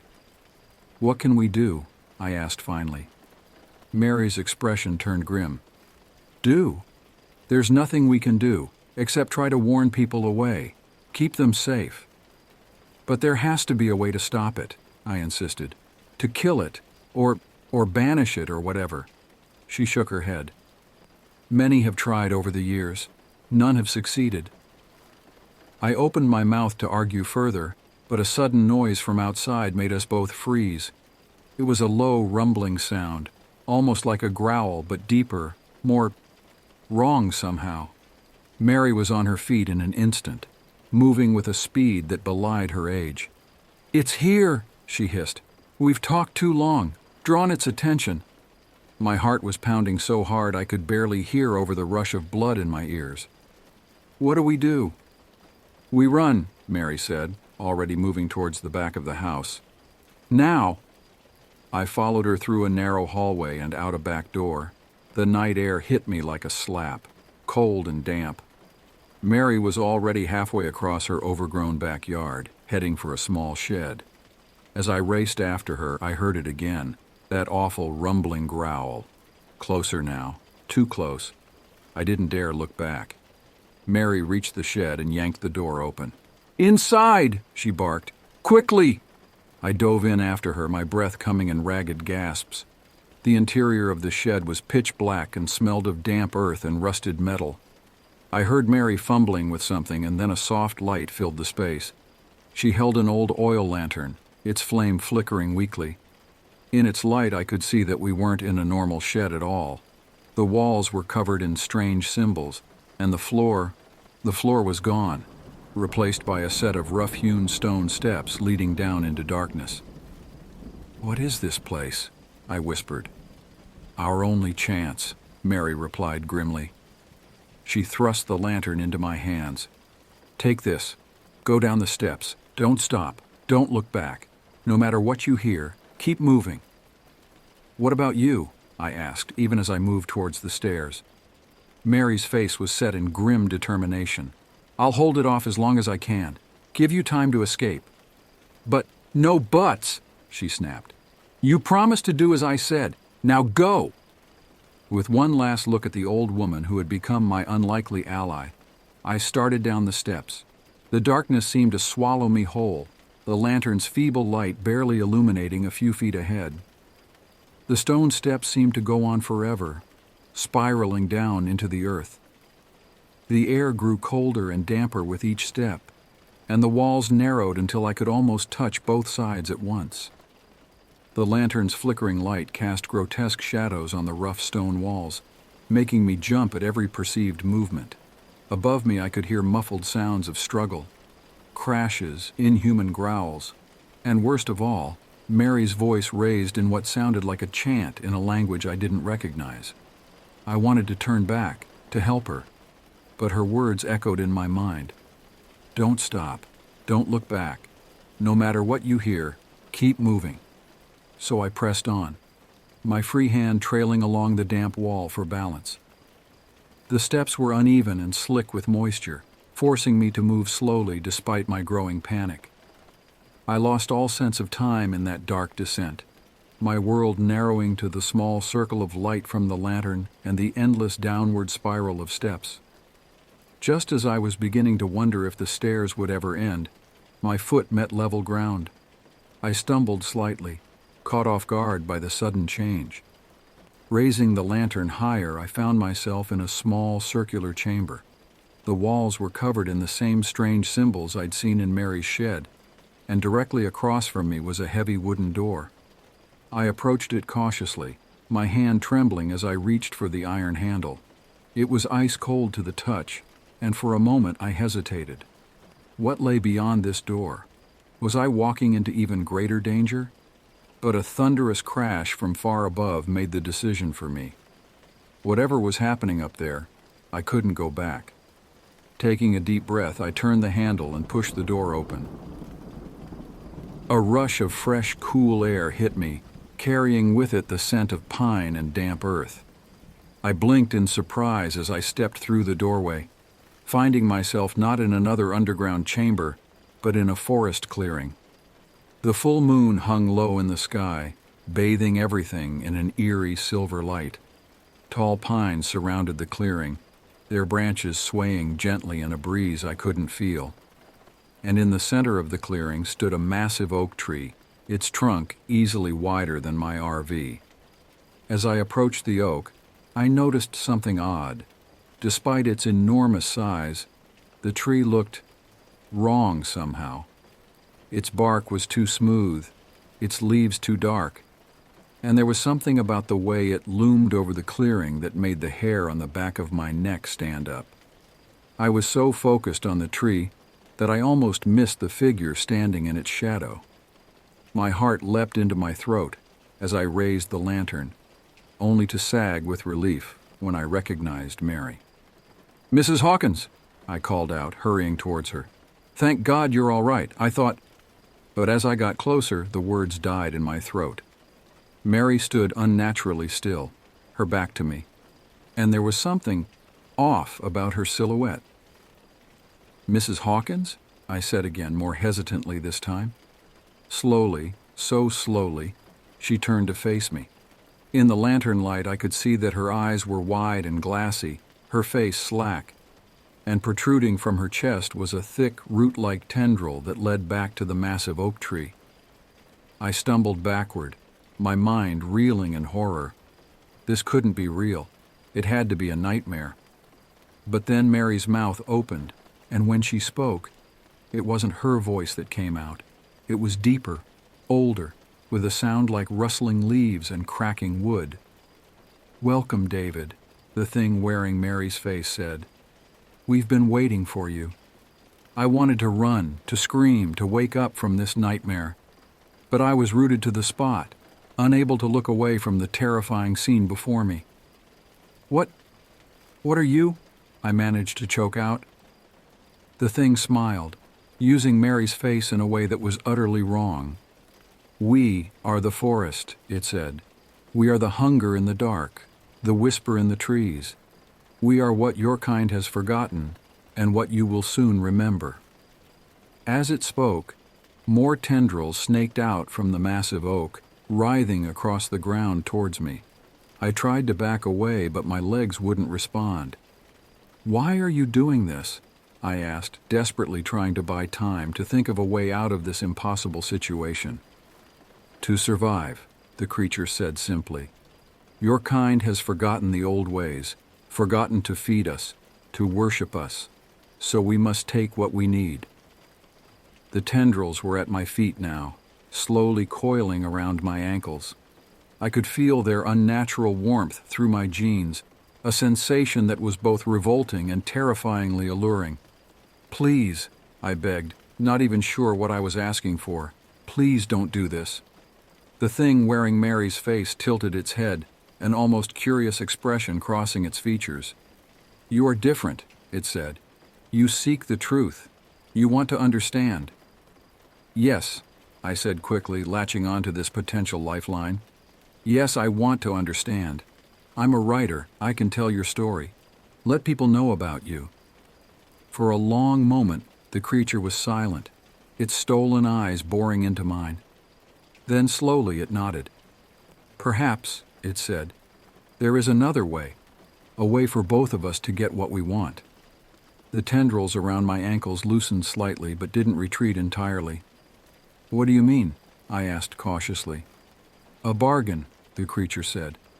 "Your life, your freedom, in exchange for spreading our story, for bringing us new worshippers." I swallowed hard, my mind racing. Was this really happening?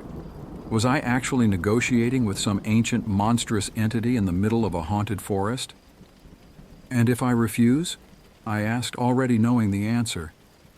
The thing smiled again, a terrible sight. "Then you join the others, part of us, forever." I closed my eyes, taking a deep breath. I thought of all the people who had disappeared, of Martin's terror, of Mary's sacrifice, and I knew what I had to do. "I accept," I said, opening my eyes to meet the creature's gaze. The tendrils retreated entirely, slithering back to the massive oak. The thing wearing Mary's face nodded once, then spoke again in that inhuman voice. "Remember your promise, David. Spread our story, bring us followers, or we will find you, wherever you go." And then, between one blink and the next, both Mary and the massive oak were gone. I found myself standing alone in an ordinary forest clearing, the full moon overhead my only witness to the incredible events that had just transpired. I made my way back to my RV in a daze, my mind still reeling from everything that had happened. As I started the engine and pulled away from Mary's house, I knew my life would never be the same. I had a story to tell now, a promise to keep to a force I didn't fully understand. But as I drove through the night, putting distance between myself and Lake Laconic, I couldn't shake the feeling that this was far from over. The horrors of the lake, the ancient hunger in the forest. They were a part of me now. And somewhere out there in the darkness, I knew they were watching, waiting to see if I would keep my end of the bargain. As the first light of dawn broke over the horizon, I made a silent vow. I would tell their story, yes, but on my terms. I would warn people, try to keep them safe. And maybe, just maybe, I would find a way to end this nightmare once and for all. But for now, all I could do was drive, the weight of my promise heavy on my shoulders and the shadows of Lake Laconic forever lurking in my rearview mirror.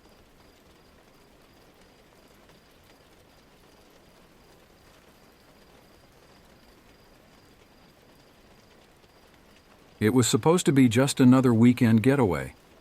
As a freelance writer constantly juggling deadlines and battling writer's block, I'd been looking forward to this trip for weeks.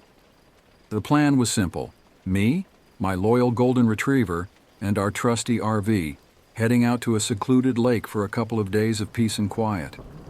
Little did I know that this seemingly innocent escape would turn into a nightmare that would haunt me for years to come.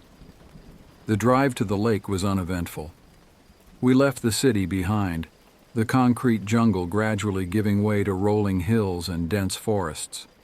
My dog sat in the passenger seat, his head out the window, tongue lolling in the wind.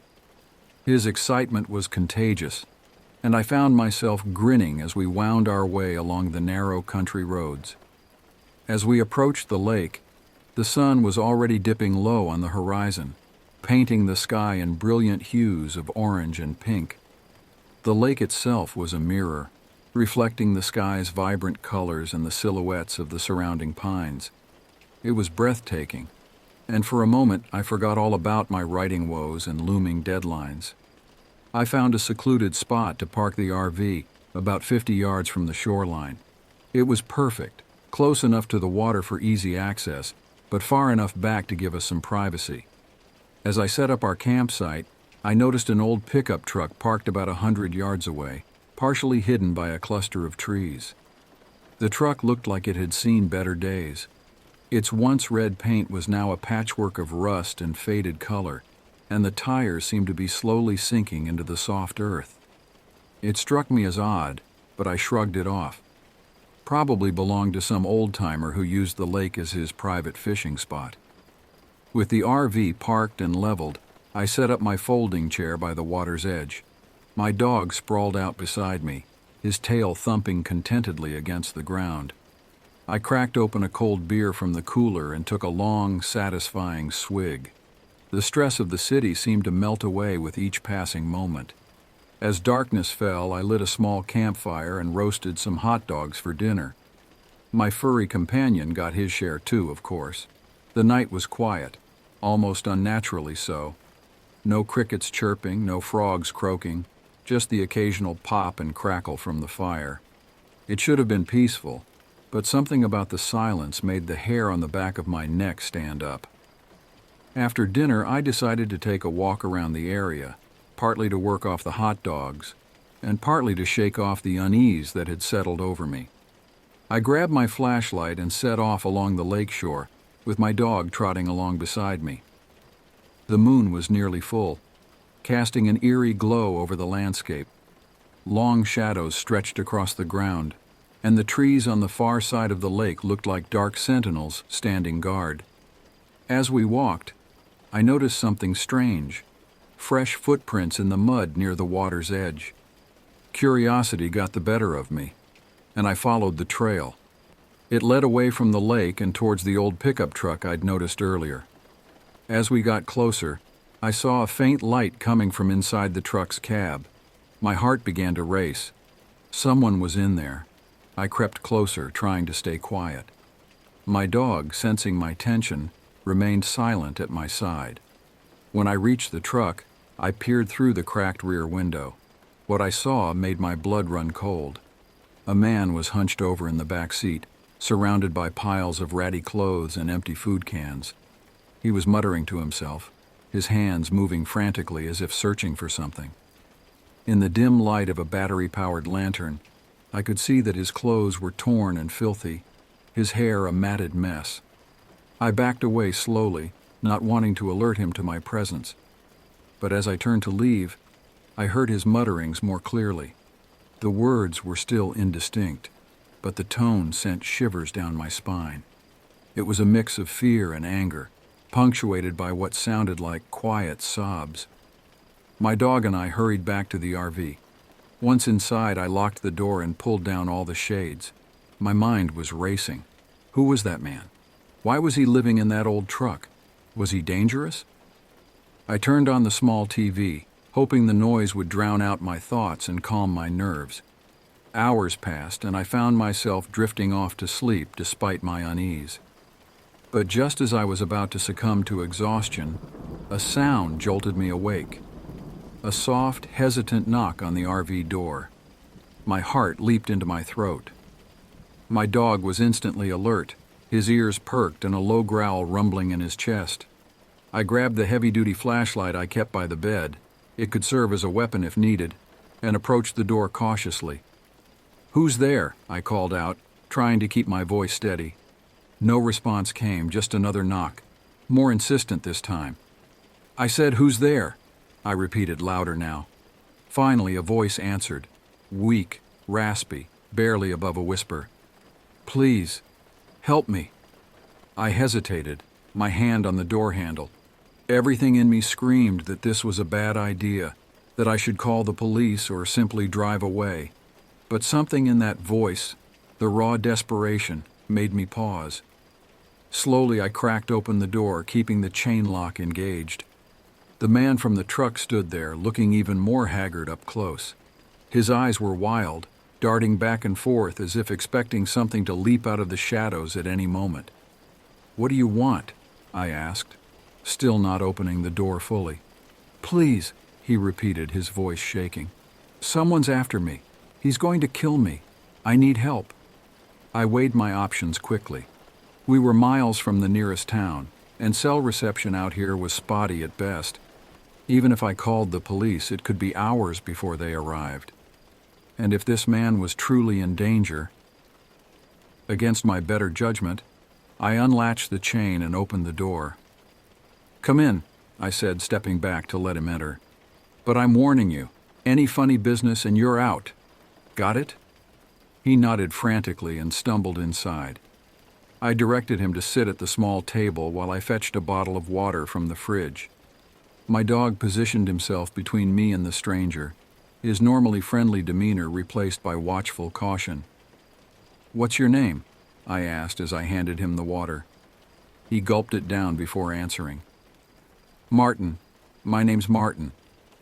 "Okay, Martin. Tell me what's going on. Who's after you?"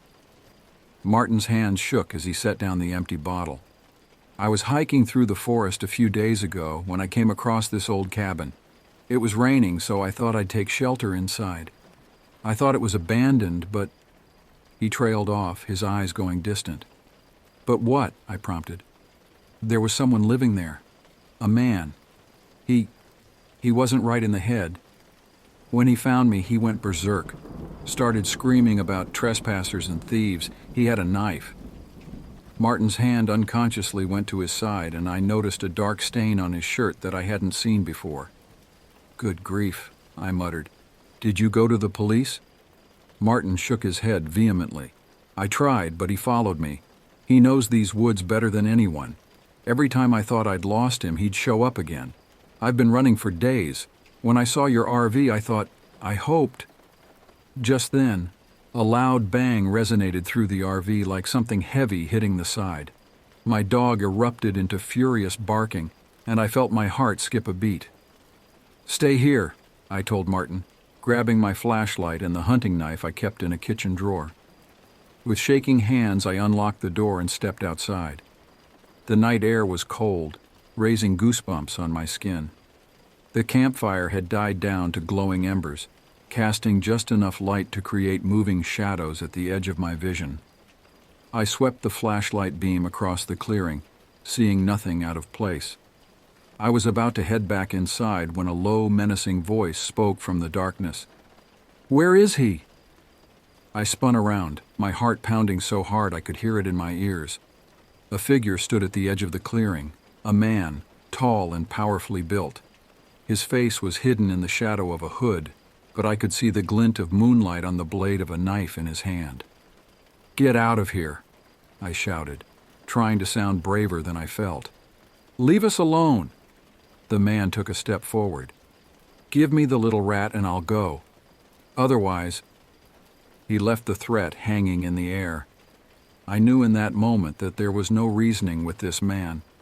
Whatever had happened between him and Martin, it had pushed him beyond the limits of sanity. I had to protect myself and the terrified man in my RV. I backed towards the door, keeping the flashlight trained on the intruder. Just as my hand found the handle, the man lunged forward with surprising speed. His knife slashed through the air where I had been standing a second before. Instinct took over. I swung the heavy flashlight with all my might, connecting with the side of his head. He staggered back, momentarily stunned. I used that precious moment to dive into the RV, slamming and locking the door behind me. "We need to get out of here now!" I yelled to Martin, who was cowering in the corner. I jumped into the driver's seat and turned the key. The engine roared to life just as the man outside began pounding on the door, trying to force his way in. I threw the RV into drive and stomped on the gas. We lurched forward, tires spinning in the soft earth before finding purchase. The attackers' enraged shouts faded as we sped away from the campsite, deeper into the forest on the narrow access road. For what felt like hours, we drove through the night. Every shadow seemed to hide a threat, every bend in the road a potential ambush. Martin sat silently in the passenger seat, jumping at every noise. My dog paced restlessly in the back, still on high alert. Finally, we emerged from the forest and found ourselves on a main road. I didn't slow down until I saw the lights of a small town in the distance.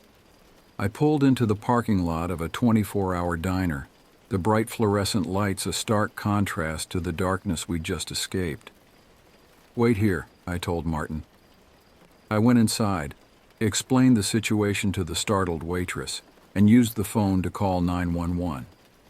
Within minutes, 2 police cruisers pulled into the parking lot, lights flashing. I recounted the whole story to the officers: the footprints by the lake, the man in the truck, the attack at the RV. They took Martin into custody, assuring me they would get him the medical and psychological help he clearly needed. As I watched them drive away, I felt a mixture of relief and lingering fear. The ordeal was over, but I couldn't shake the feeling that it wasn't truly finished. The attacker's face, hidden by that hood, haunted my thoughts. He was still out there somewhere, in those dark woods, waiting. I spent the rest of the night in the RV, parked under the bright lights of the diner.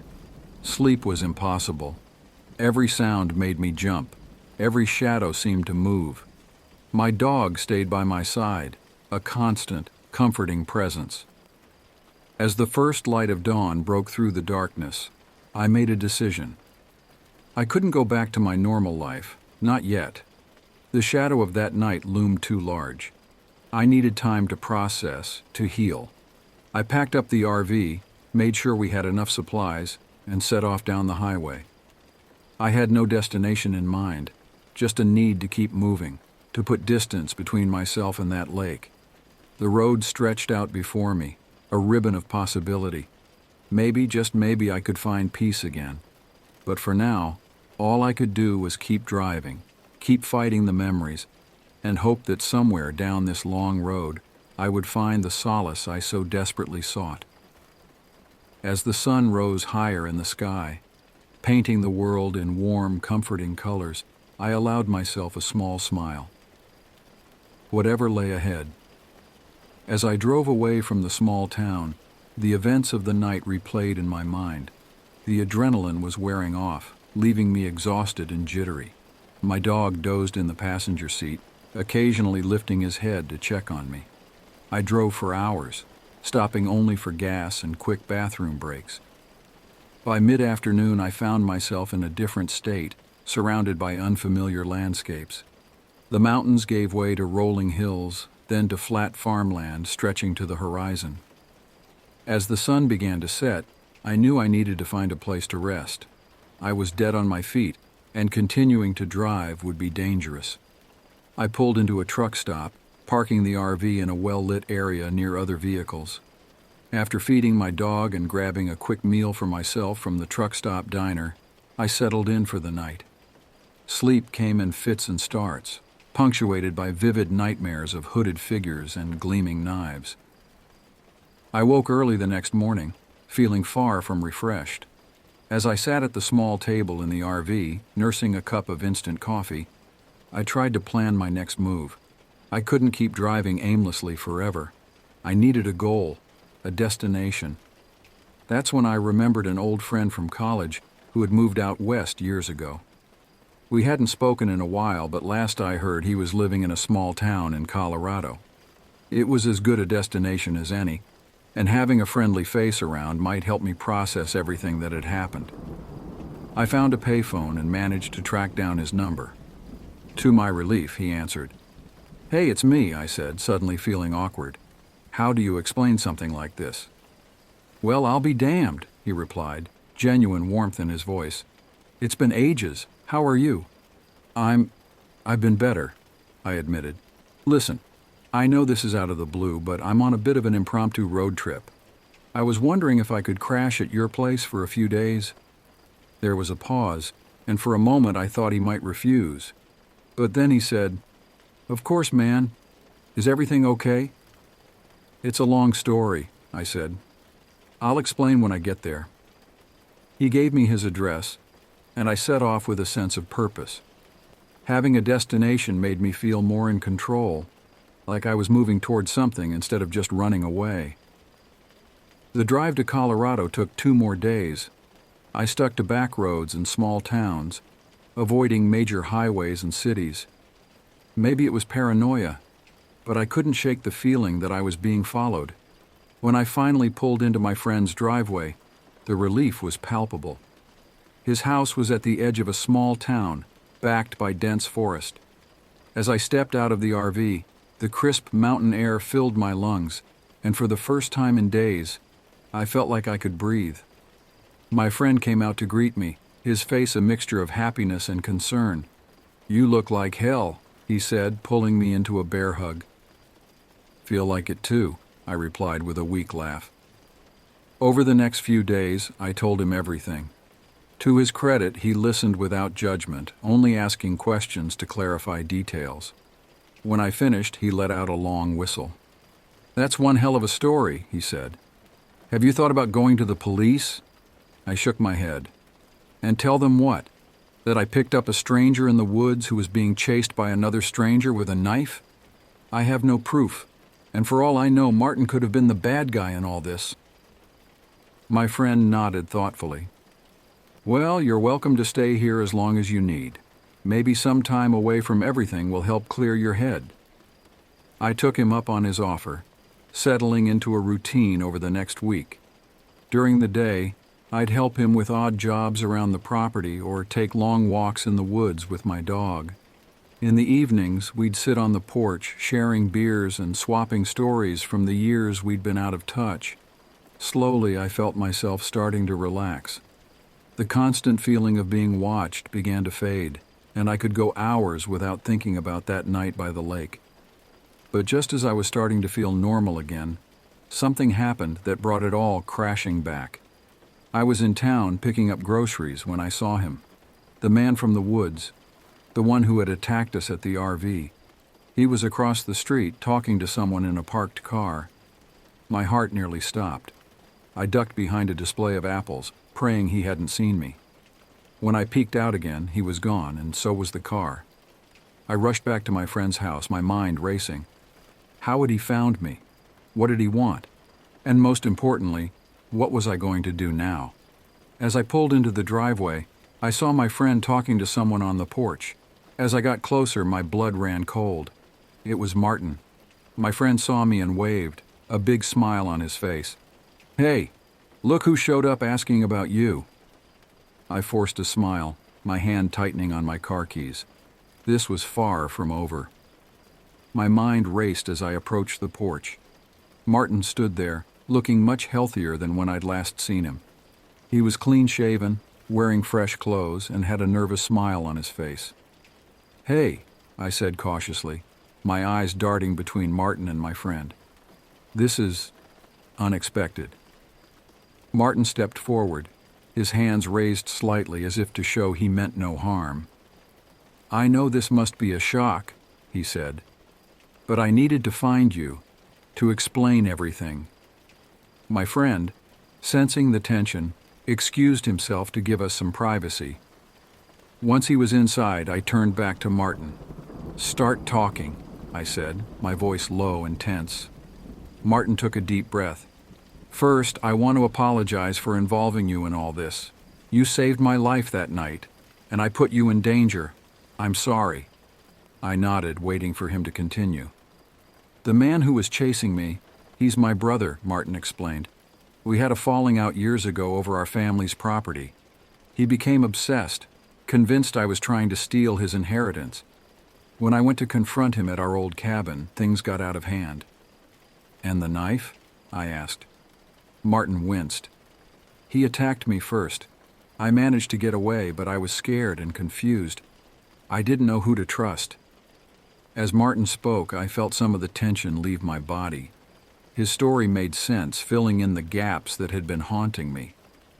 "I've been working with the police," Martin continued. "They've been building a case against my brother. That's why I needed to find you. Your testimony could help put him away." I rubbed my face, feeling the weight of the decision before me. "And the man I saw in town earlier?" Martin looked confused. "What man?"